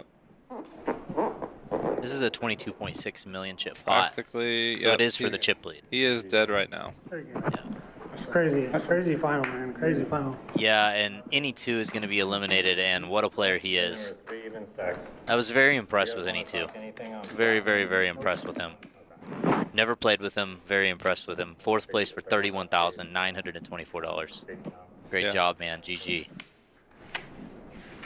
Art in the bathroom telling his friends he has a huge edge against us, so he just can't chop. Yeah, he was like, man, these guys are pretty trash. I got a huge edge. I gotta win this again. There's Dan. So, I don't know how many people are aware. Regardless of whatever happens. Make it easy on the dealer. Makes it a lot easier being 3-handed. That 4 was weird. Weird. Yeah, he had some big swings, tracksuit, Greg, and so has everybody. Like, this has been a swingy back and forth. Yeah, what I do, I don't know if anybody knows, Simon Webster has been on, like, over the last couple of months, he's been on a bunch of final tables. This guy just keeps... Yeah, he was out on TCH, big one recently as well. I think he was on one in Austin as well. Okay, here we go. And nothing's going to happen here. Could we get the payouts up one more time? Yeah. We are now down to the final 3. If you haven't seen our payouts yet, here's a look at who has done what, who has busted out what they got. And we have 42,000 for third, 56,000 for second, and 91,000 for our first place finisher.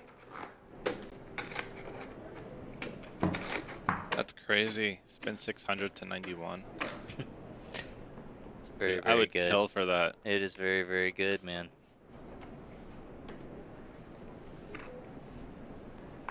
Lego's in the chat gambling.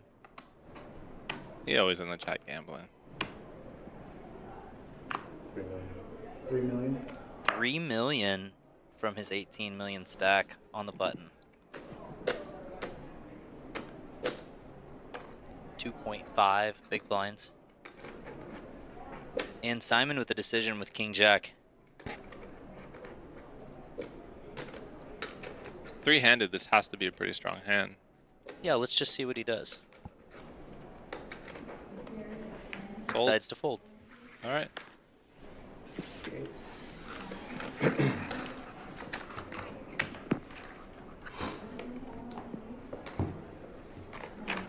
So how much longer are you in town? I am going to be leaving early in the morning.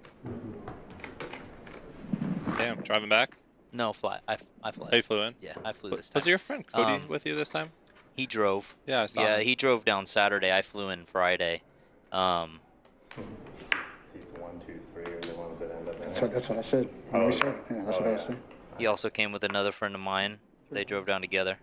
Hopefully the placement ends up in the reverse stuff. All right, we have a raise to 3 million with King 10 offsuit on the button. And Adam has the ace 3 in the big blind and covers Simon. Yep, and he does decide to get aggressive with this, and I do like it.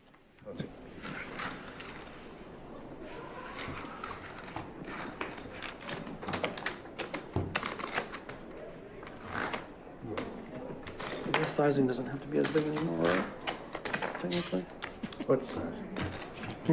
What sizing? Pre-flop sizing is cool. Oh, he must be such a fun dad. Does he have kids? Simon? Yeah, a lot. Okay, nice. He drives like a school bus to TCH and Palace sometimes. Nice. That's a he's got a school bus full of future crushers because he is a crusher. They're all watching Dad right now, I would assume.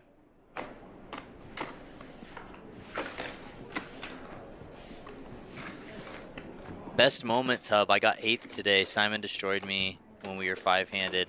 I'm so sorry. This is just wait. With 10 left. Really awkward for the kids. Gotcha. Can I move you all the way down to 7? Sure, that'd be That's great. not too hard with that That'd be stuff. awesome. Then I'm gonna move you to 3. Dan coming in and consolidating the table a little bit, giving him some space. It's not very often that the 3 remaining players are the 3 players sitting next to each other from the start. But move, right? So he's gonna consolidate here a little bit. Some gambling going on in the chat.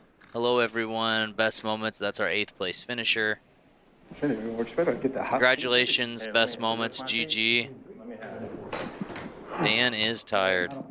Let me have it. Dan works really hard. I just don't want anybody else's. I don't want anybody else's ass heat, you know. Nice. Yeah, I love the space. Casino Matty, if you were in this position, you're saying that you would prefer not to sit elbow to elbow with these people? For sure.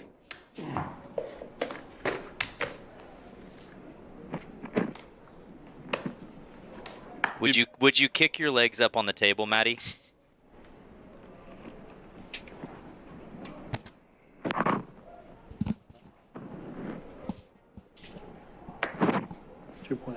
These were the 3 biggest stacks walking into the final table. That is a good point. Good point to add. I have literally a king every single time in the small blind against you. Every time. All day I've had king something. It's crazy. Like almost every single time. It's folded for me.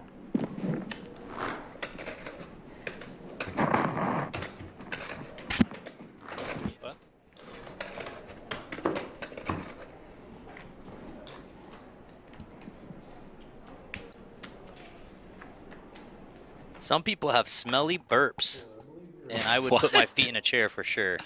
Other Smelly smelling burps. things as well, yeah. Oh my god. Oh, I found out how to lower the chair.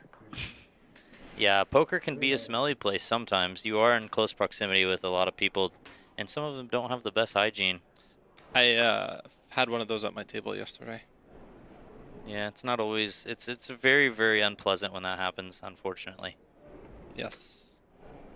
I was actually talking to a friend about proper etiquette at the table and hygiene, and someone told me he was playing, I forget where, he was playing at a casino, and some dude at the table smelled so bad that he door dashed the dude deodorant and gave it to him while he was sitting at the table. Yes, Adam decides to defend the big blind here with 10-8 off. Everybody's very similar in stack. I like playing a post flop pot here. We are at about a 2 SPR, so it is interesting to watch these low SPR pots play out. I would love to see more like post-flop pots. Yeah, so we have a bet, we have a check, a bet, and a raise by Fitz, is what it looked like just happened, and that was very, very spicy by Fitz with king high.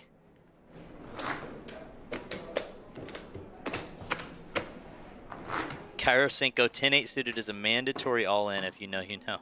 Yeah. If you know, you know on that one. He didn't have 10-8 suited, though. It was 10-8 offsuit, I believe. Correct.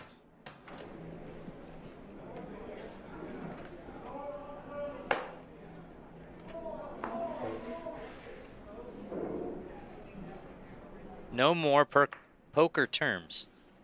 Not sure what you mean. Greg's probably just drunk. Isn't this a poker stream? Yeah, I think Greg's just drunk. He's always just typing away. Look at this on the clock, though. That's weird how they do the 1.2 million, isn't it? Yeah, I was gonna say I was looking at the clock just now, and I was noticing. I was like, I thought we already did a 1.5K big blind, and I saw the small blind was 800K. I was like, it's 1.5 mil.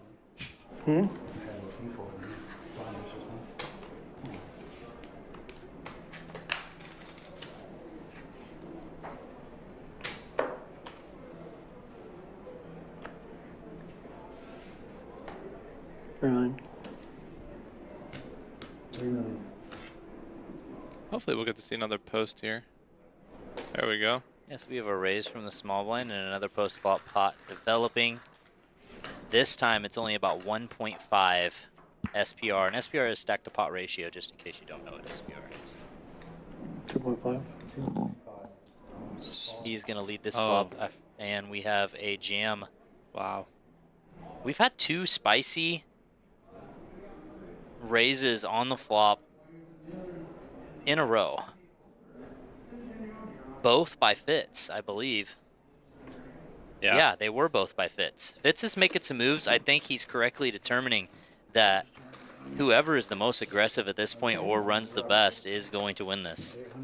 And he is making some moves. He's been the spiciest at this table. The VPIP or the RFI might not reflect that, but if you've been watching, he has been the one to step out the most that I have seen. Yeah. And Simon has fluctuated a lot with his stack. He was by far the biggest chip leader in this tournament on the final table. Then he has taken a couple of hits, built back up to being he chip had about a leader third again. of the chips in play to start. It's crazy, About dude. a third of the chips in play. There's so much variance in this game. Yeah, there really is. And you can see even now with Fitz pulling away, he is giving himself quite a big advantage as he now has half of the chips in play, more than half. Oh, and we're going to see a fun multi-way pot here between the 3 players. This is great. A multi-way where someone isn't all in as well. This is going to be good. And we have an ace, queen, deuce flop. 2 clubs. 2 players with a club. One of them has a pair. And Adam does have the gut shot. And the man with the worst hand is going to continue the betting lead. With 5% equity. Yeah, I think Fitz And let's see jammed. if... Okay, Fitz went for it again. And Simon snap folded. And yeah, Fitz decided he's done. He's done messing around. Something must have stirred his pot on the break because he's got some moves, that's for sure. He definitely does, and he's proven it, and he's showing it right now. Yeah. It looks like that might have been Simon that just came up against the glass. The other Simon. The other Simon? Yeah. I missed that. Looked like his hoodie.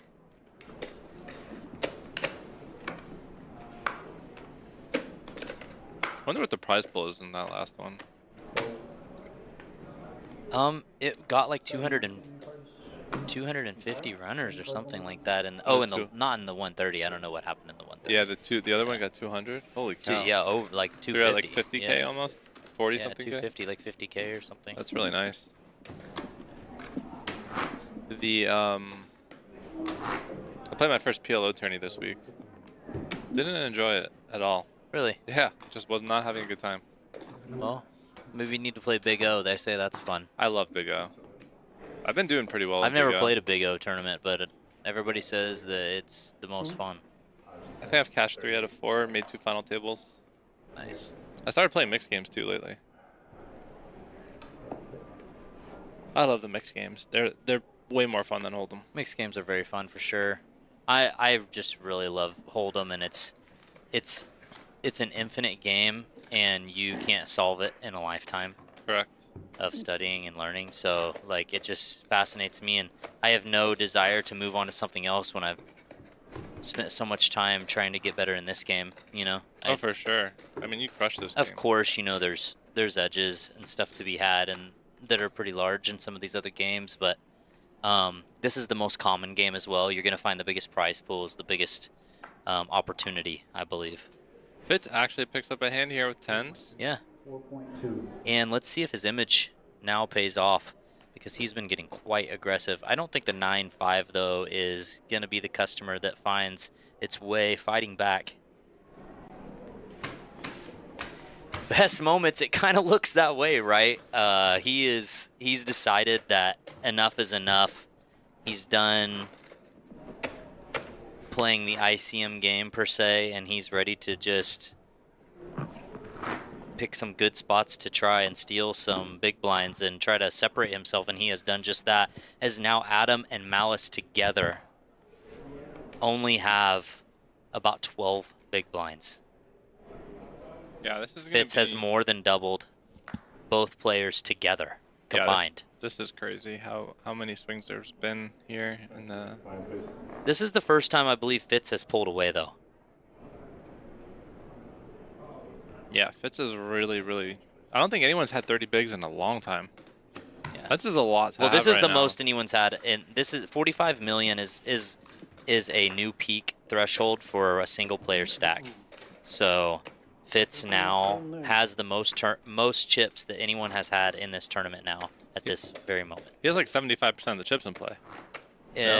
Yeah, so the other two together have 12 big blinds, and he has 30. So he Yeah. has 2.5 times them combined. That's insane. Yeah.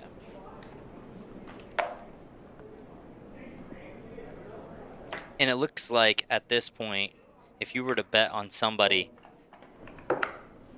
you would probably bet on a beard being in the winner's photo. I would say yes, 100%.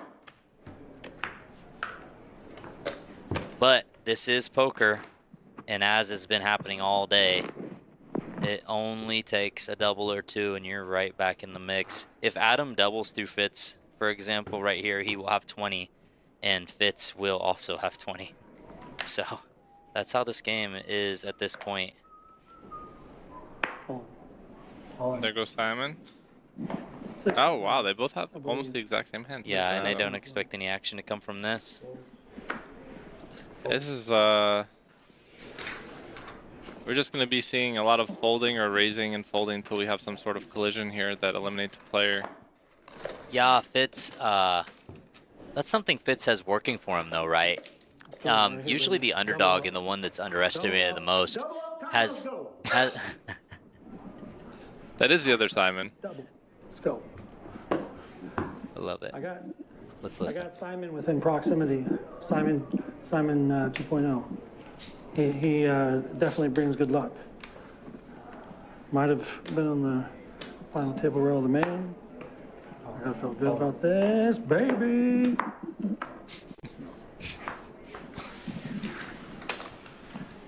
Send me the Simon luck. I didn't know he had a bunch of kids. It's making sense now. He seems like he would be a very good dad. Yeah, I was hanging out with him outside of the card room, and he had this giant van with him. Like, what are you driving? He goes, my wife took my car. I had to drive this. I'm like, why do you have this? He's like, oh, we have like 9 kids. It's like, all That's right. wild. Yeah. Simon says run good. That's a good joke. Oh.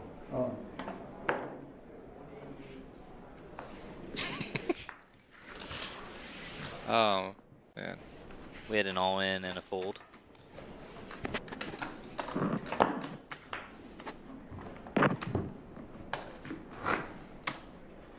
Who do you think is going to take this? You got a guess right now. Well, I'm just not a guesser, to be honest. All right. Yeah, I'm just not a guesser. I do like betting, obviously. All right, so but if you had a bet, who would you obviously bet I would on? bet on Fitz, but Yeah. you know, you got to set me some lines here. Set me some lines. You know, you got to give me Fitz minus some odds. 650. Fitz minus 650. Hey, I got a question for you. It's kind of early, but do you want to do 49? I mean, I definitely wouldn't put a bet on Fitz at minus 650. They're asking for a bet. Can Chop. we do that? Officially or no? Can we play winner take all? And second, third? He said no, so. No, they can do whatever they want. Oh. We can agree now and just go with it, and then they can arrange it. We can just agree now. Okay, I'll do that. I just want to chop, like, Yeah, if we'll say if we go second, third. If we go second and third, we go 49 for Okay, cool. Okay. So it looks like they're each going to get If they both get, 50,000. they said Yeah. if they both get second and third, if it works out that way, they have both verbally agreed to chop off the table. If it works out where they get second and third, so yeah, I wouldn't take a bet on Fitz at minus 650. It seems a little steep. I don't typically take bets with that long of odds, anyways. And just I don't ever. not that I don't think he's the favorite. He's obviously the clear favorite. Yeah, I don't sports bet, so I don't really know how to set. Yeah, so this is the situation that we're looking for, right? Adam, if he doubles through Fitz here, he's even with Fitz. So If you, I guess the problem is only if I somehow win or you somehow win, right? Right. Then there's no chop. Is that how we're saying? I guess not even. Fitz would still have Here about it 9 comes. million on Oh, him. gotcha. Oh my god. So 49, 49. Yeah, and the 3 does come If in. one of us is first, then we just give the other person 7 still. And the king follows on the turn. Oh, man. And so he needs a 3 and a 3 That only. is a crushing turn. Oh! And a 3! Wow. Oh my goodness, Adam. Oh my god. Where did that come from? That is Oh sick. my goodness, what a hand. That's got to be one of the biggest. Hand number 111. Save it, remember it. If you're going to watch this back, hand number 111. It's an easy number to remember. Wow. That is insane. And he's the one guy that if he doubles through Fitz is right back in this thing to win. I know that was really good of Simon to To the 49-49 for second, third, or no? Sir? They did agree. Let's keep this in mind. You don't want He doesn't want to jump it on. Okay. So so what's going on here? Let's listen. We'll give the other person 7 basically. If it's, The third place. If I get second or third, if we're second, third. Well, that's what I just said. I thought you said if it was first, it's still paying. Yeah, first still pays 91. I thought you said first is paying third. Oh, no. Well, that's what I was asking last time. That's No, why I was saying second, third place. Yeah, but that's what I said. If we get third, yeah, I mean, I don't know. That Just seems. fuck it. You want to just. Well, I thought before you got all in, that's what we said there. Yeah, you can't go back on your route. I thought because I asked that. I said, what if I get first? No, I said second, third is 49-49. Yeah, I said, and then I was like, well, what if unless somebody gets first? And you said, no. Hold on, let's figure it out. Let's continue this hand. Yeah. You should honor the deal. Oh god. No, I'm not trying to back out of the deal. I'm confused. When you roll in, If you win, you give them 7,000. yeah, either way, like, yeah. Totally cool. Totally cool. and if I win, I give you 7,000. Got it. Basically, if no, you're I was first, just yeah, confused. right. I'm a little slow, bro. Yeah. I'm a little slow. No. That's why I'm on the same page. He's being very humble Okay, right now, Adam is. My understanding. And he has pocket queens, by the way. Yeah. This is really helping him. This is where they bust, and it's good that they had this conversation right now. Okay. If you get first, you pay. Is that what you're saying? I'm still cool with that. Yeah, so if Adam and Malice get second and third, even though Adam has now taken a significant advantage over Simon, if they do get second and third respectively, they still do have an agreement to chop. Or he I is think going to honor that. And then if Adam gets first place, he has agreed to give Simon 7K. And same thing, if Simon gets first place, he has agreed to give Adam 7K. Just to even it out so they get 49 each. So that is the deal that has been agreed upon, regardless of stack sizes right now. That's a little bit unfortunate for Adam, because Adam has now put himself in position to even potentially win this now. And there was no intent on me to go out. My thing was I didn't understand how it was going to work out. My deal was if we are specifically second and third and you win it, you know what I mean? That's the only thing that made sense to me. I didn't know how the other thing. I think they're all saying the same thing, but just don't know how to communicate it. If Adam wins and Simon gets third, Adam will give Simon 7,000, so he can make 49. So basically, between Adam and Simon, they are going to make sure that third place gets 49,000. Yes, that's well said. Third place will get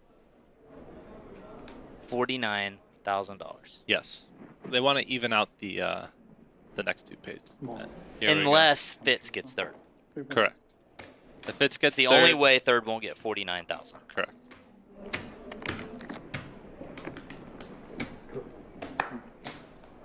What's 7K among friends? Okay, here we go. We're gonna have queens versus threes. Kelly, we'll get that up for you right after. Okay, we are going to need another miracle 3. This time for Simon. And then we had this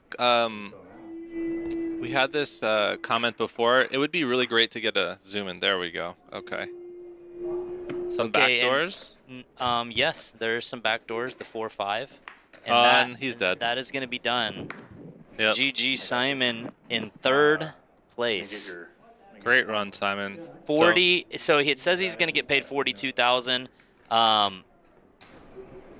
He will be receiving 49,000 regardless. Correct. And now, can we put the payouts for first second and and first? Yeah. Yes. This is a pretty deep heads-up match, no? 22 bigs. Let's see again in a second, but so I always forget. That being said, there still is a significant pay jump here. It's the biggest of the tournament from second to first place. We'll just call it as it is right now. It's a $35,000 pay jump Make it more. from second to first. That's fucking so crazy. Simon. Simon locked himself up Yeah, and perfect timing, an extra 7K for that third place finish. If you missed that, they did agree to chop it up that way, where third place gets 49,000 unless Fitz gets third. Previous to him busting. And now Adam has the hooks in the big blind, and Fitz is going to continue the pressure. This is going to be an interesting heads-up match.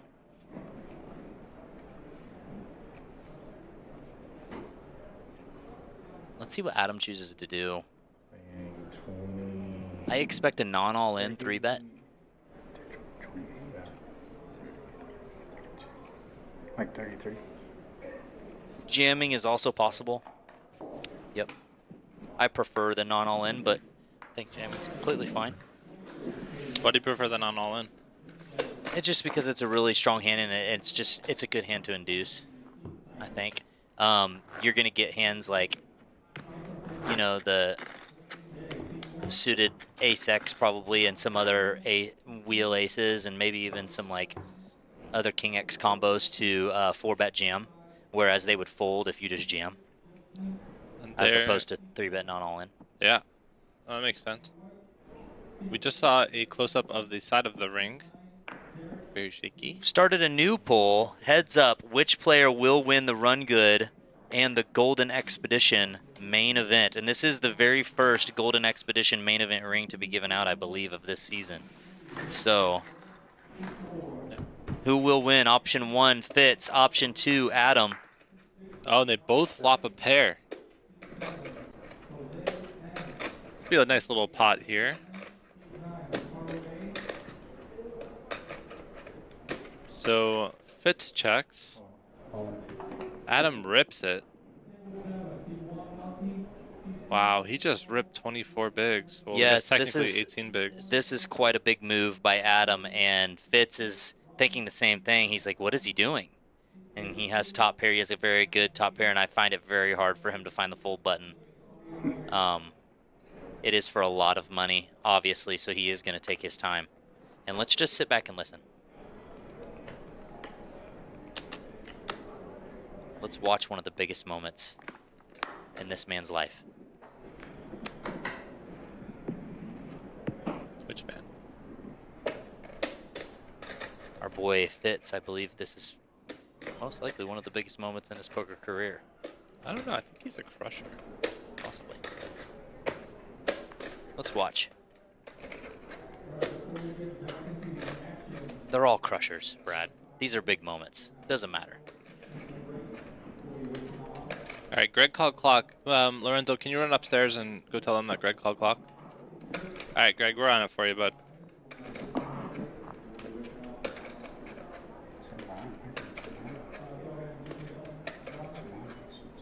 It's a big decision. Yeah, and he's just taking his time. It's for a lot of money, you know. Absolutely.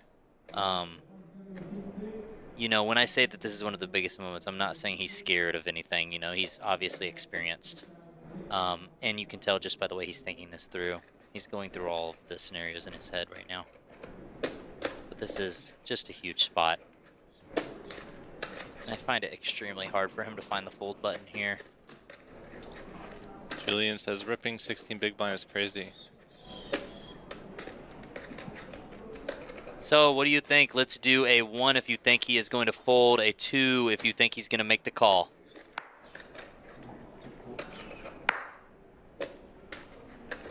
A 1 if you think he's going to fold, a 2 if he's going to make the call. 35K difference. 1 fold, 2 call. No one wants to guess. What do you think, Brad? I think he's going to call. 1, we got a fold. Our first guess is a fold. Brad says call. What do you think? Another person says call. I say call. We have another fold. Three. One fold. It's now tied. Call, call. It's now 5-3. Call. Oh, Cameron's voting multiple times. Call. Call. You said you were free rolling, huh? Call, call. And now they call. are allowed to talk because their heads up. Yeah, let's listen. I have the best hand right now. Shh, let's listen. I was going to call until you said that. We can pick it back strong, I guess. Oh. No way that he says that and it's going to work. Thanks for telling me. Oh! I mean, we're going to see it anyway. No, I know, that's why. We are seeing some fireworks at the end of this stream. For those of you that stuck around, you are seeing some pretty crazy stuff. I had a 4. He just told him. And now we heard a verbal wow. So pretty. Look at that Yeah. ring. Yeah, that's a beautiful ring. Let's hear these emotions. Damn, that's crazy too. Just post flop off the middle pair. What's not crazy? We have is some just- sarcasm going on. It looks like Fitz is verbalizing his frustrations. Oh, yeah, but he's smiling now, so that's good. Let's go back to the action. We have 9s in the button. 3.5. 3.5. Can't wait till they go back. One thing and about look at poker is you got to move on to the next hand. You got to have that mentality, and here we are. 9s on the button. that. DeGrano talks about that in one of his shorts. Adam is defending the big blind. Oh, you try to get it. Such an interesting way to put out the flops. Oh, flops middle set on a draw heavy board. Adam flops bottom pair. 1.5. 1.5.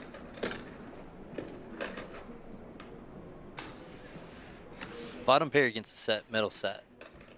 A 10 or a deuce would be gross. Open-ended is gross. Yes. Open-ended with bottom pair is in trouble. Yeah. And Adam could also have a hand like Queen 10 of clubs. I mean, or Queen 10. Let's That's not gonna also, fold. yeah, and let's also mention that Adam does cover. So 4.3. I wouldn't be surprised if Adam puts him in here. This is a great check raise candidate on the turn. He also unblocks the flush draws. This is one of the best check raise check jam candidates in my opinion. But he does decide to just call, and that's fine too.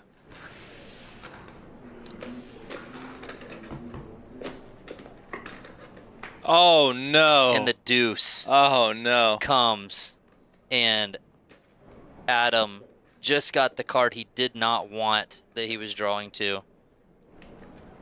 You just rip it and pray, I guess. And we could be seeing a full double for Fitzmagic. Or he might bet small and get Adam to It looks rip like it. he's definitely not going to go all in here, even though it's Third. yeah, it's a All in? I'm all in. I call. okay. Wow. What Yep. a cooler. And so the reason why Adam doesn't just call there, by the way, the 13 million, because he only left 2 million behind. Right. The reason why Adam doesn't just call there and he went ahead and put him in isn't necessarily because Adam thinks there's no way he can be beat. It's just because if Adam is going to put his chips in anyways, he wants to make sure he eliminates the player. Get When get it's all the said and tournament done. over with. Yeah, he doesn't want to leave life in the player. Wow. What a spicy 2 hands these were. Oh my god. What is this? This is extra. Okay. We have seen some fireworks. We saw the miracle 3 come on the flop, the king on the turn, and then another miracle 3 on the river to keep Adam in this thing. And then Adam makes a crazy bluff against Fitz, and Fitz folds the absolute best hand by a mile just by using his words. And the very next hand after that, Adam gets coolered. Yeah. And Fitz is now back in a commanding lead. And this is, in fact, the only time in a tournament where you can talk to your opponent and discuss your hands. Yes. Oh, boy. Let's listen if they talk during this. Let's actually listen this time to this hand. You guys can see the hands.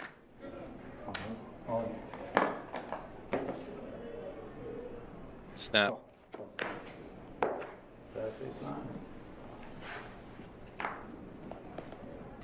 And here we go. Fitz's first opportunity to be the champion of Golden Expedition Run Good Dallas. Oh, and my the ace God. does come. It's going to be a long heads up if it keeps going like this. The 3 comes. I'd like to see this come a little slow here. Slowly. 9 lives, bro. 13-5, I believe. And here we are again, deadlocked in this heads-up battle. And it would be a good time to bring the poll back up, whoever's running that. Who do we think is going to win this heads-up battle? This has been fun in the small amount of hands that we have been heads up. It started with hand number 111, 111. Yeah, I paid the big blind right there. So we have 30 votes right now on our poll. And it is now closed, by the way. Adam has Man, this will be pretty entertaining final table, though. 58% to win. Pretty on the river against ace. According to the chat, Adam has received 58% of the votes to win this heads-up battle. So it seems like Fitz is still the underdog. I'll tell you what, my boy Fitz has been getting after it. Yeah. And, you know, for an underdog, he sure seems like he knows what he's doing. You know, and those are the best champions. The people that everyone underestimates. Rebecca Thompson's in the chat. Hello, Rebecca. She just won her ring in the Torse event.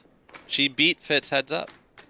Wow. And he had her, like, Oh, so dominated. Fitz was just heads up in something. Yes. Oh, well, heck. We were four-handed on the final table. I busted, and then I didn't He's get to- impressed me, Fitz has. He had piles, dude. He's such a good player. He truly has impressed me. There's a lot of these guys have impressed me. Adam impressed me. You know, Adam actually is... He is the one player that I was... he's one of the players that owned my soul in one of the fights that I played. Oh, really? Yeah, he just truly owned my soul. I didn't know anything about him at the time. I later found out who he is and his style and everything, but I didn't know much about him at the time, and he just completely owned me. He's not afraid to get the money in. Yeah.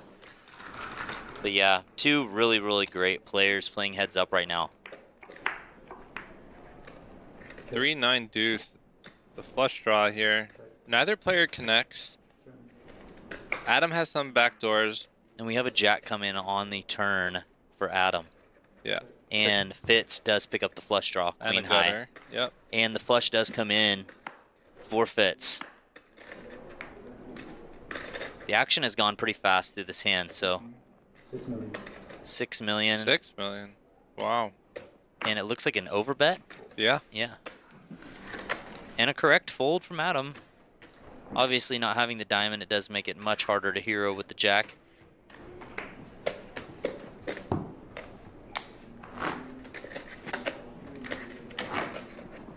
Yeah, Adam's from out here in the DFW area. Fitz is from Houston. Dory Coyle Fitz all the way. Liam says Fitz is showing a lot of heart. He definitely has it. I agree. I'm even going to come out and say it because I'm a straightforward guy, and I don't mean this in any disrespectful way whatsoever. I had never played with Fitz before, and I played in one of his flights. Let's see what happens here, actually. Yeah, just keep us hanging.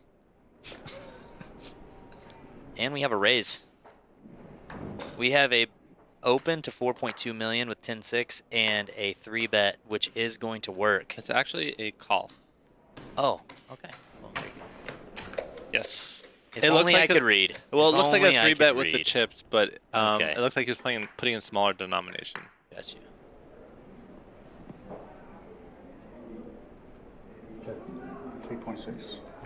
Immediately bets 3.6 and an immediate fold. All right, so back to what I was saying. I did sit down with Fitz at a table on one of the day one flights, and we actually had some back and forth going on, a really interesting dynamic we were building with each other. And I'll be honest, I underestimated him myself. I tried to take advantage of him in a couple of spots, and one of them he did make a really big hero call on me for a big pot, and he was correct. This is not the one that you were telling me about. No. The 500,000. No, it was not. Okay.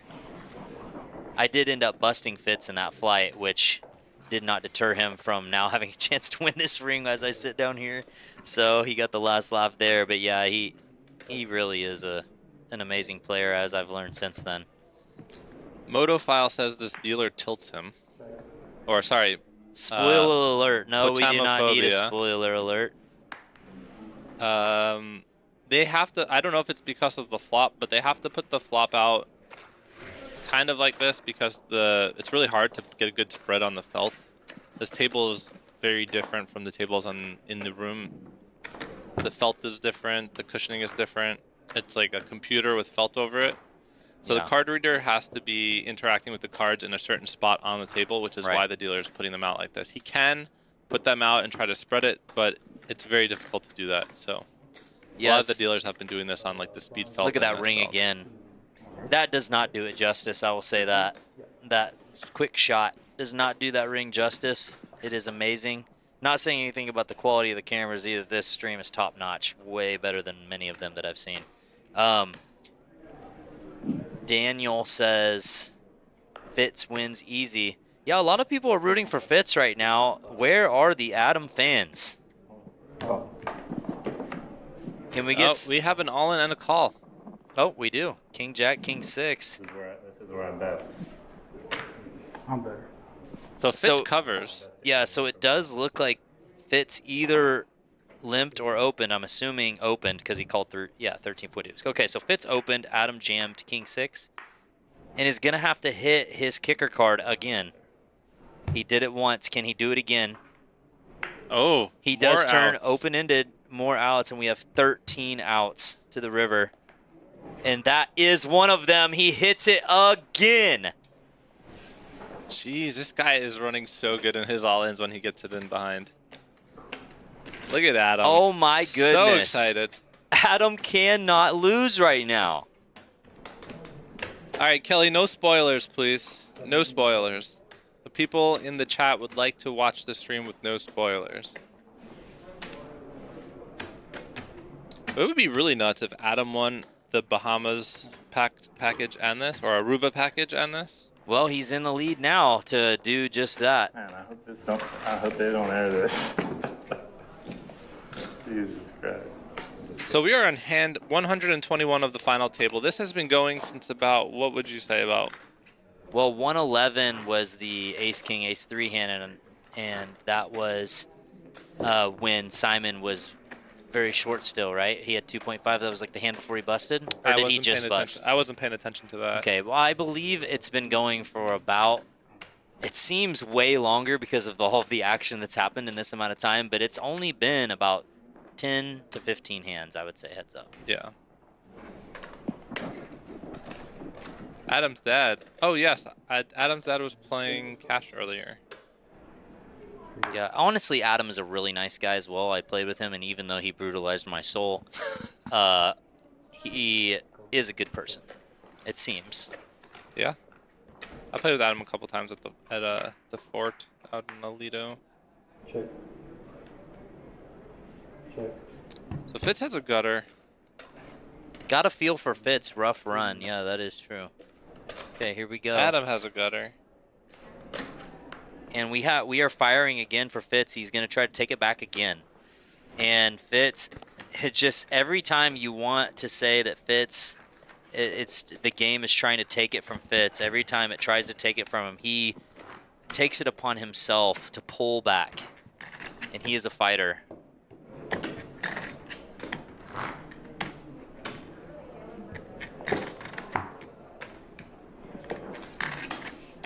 Running better than Jesus on water, Kelly's McGrath says, and I will say that I do believe Jesus walked on water.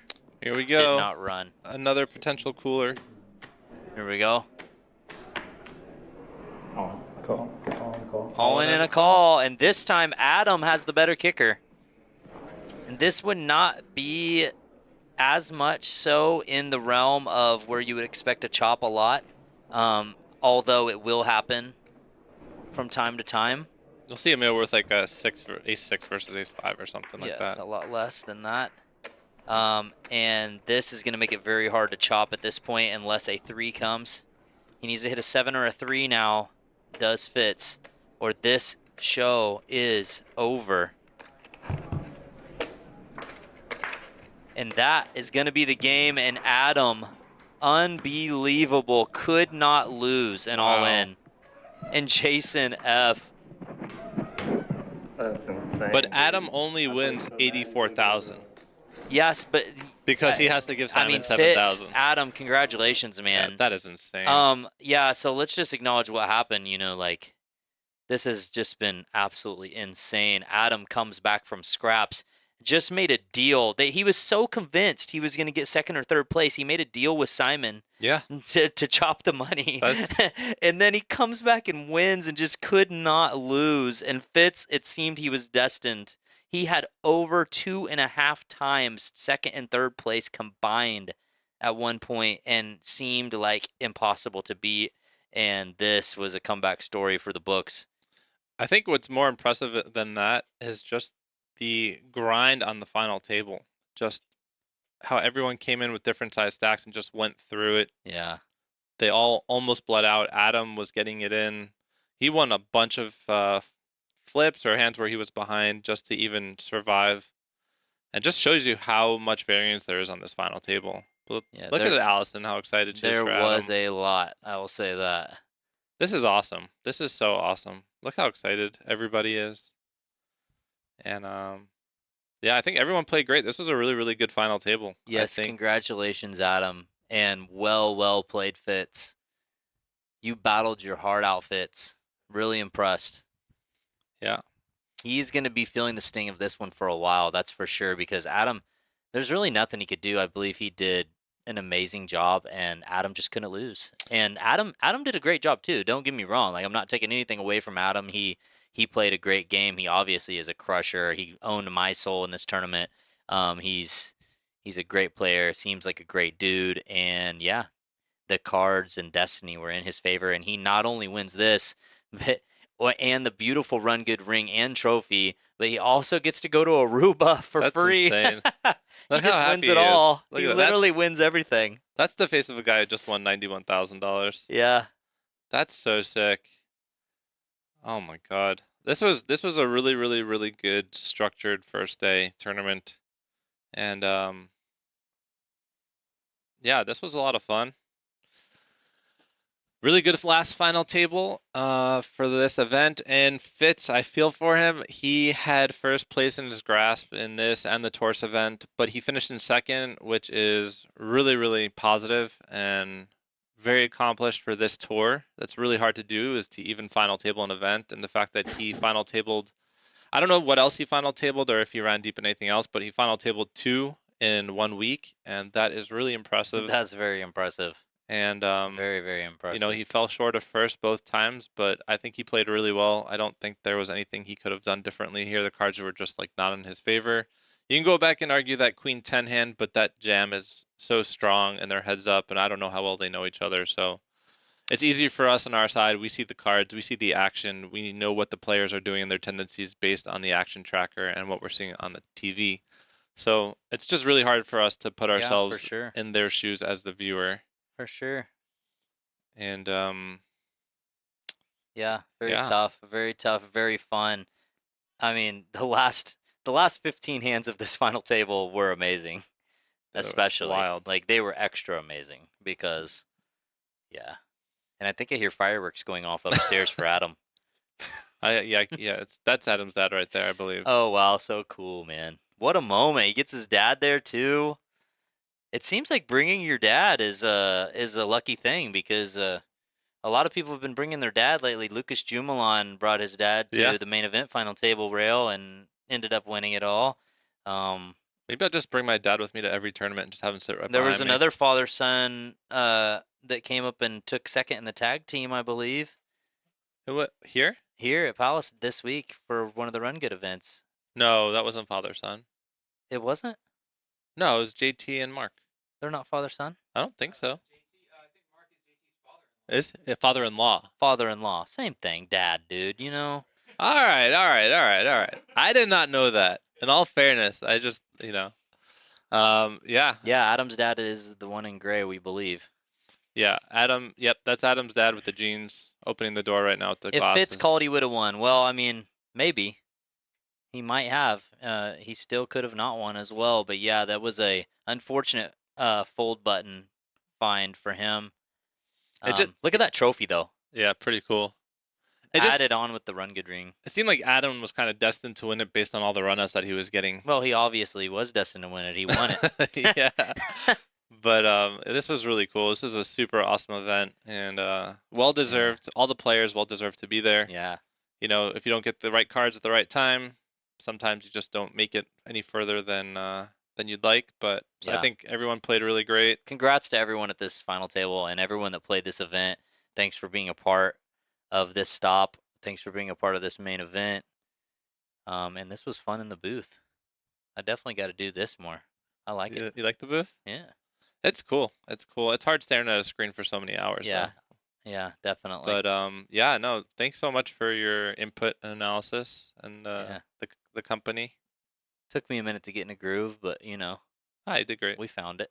No, we did a good job. You did great. And I don't know, Lorenzo, is there anything else that we should be telling the people? What? Yeah. Free Pete? Oh, no, I'm kidding. Yeah. Congrats, guy. Congrats, Adam. Thank you, Lorenzo. Thank you, all Palace staff, especially the production and team and the dealers.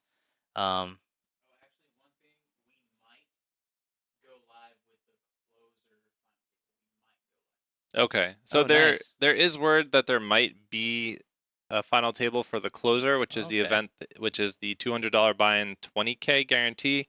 It broke 40K, right? I think it got close to 50. It was almost 10K up top, suggesting. Oh my God! Suggesting it was like very, very shy of 10K. It was 99 something, I believe, 98 something. Yeah. So yeah, I believe it's just shy of 50K. So it should be a very cool final table as well. That's an awesome picture that Adam's got right there. Yeah, well so decorated, cool, man. Look at that. So cool. What a moment in Adam's life. I got word that Adam has had a pretty successful life outside of poker. So you know, it's just cool to see someone so excited that's had so much success in life. You can just see the excitement in his face for this moment. Like he's just so happy and excited to have made this happen. And yeah, it's just really cool, man. Yeah, he's a staple in the poker community also, so. Yeah. In this local community? Yeah. Oh, yeah, nice. in the DFW community. Yeah. But yeah, guys. Oh, you can get in screen a little bit. It's okay. It's all right. No, they want to see you, brother.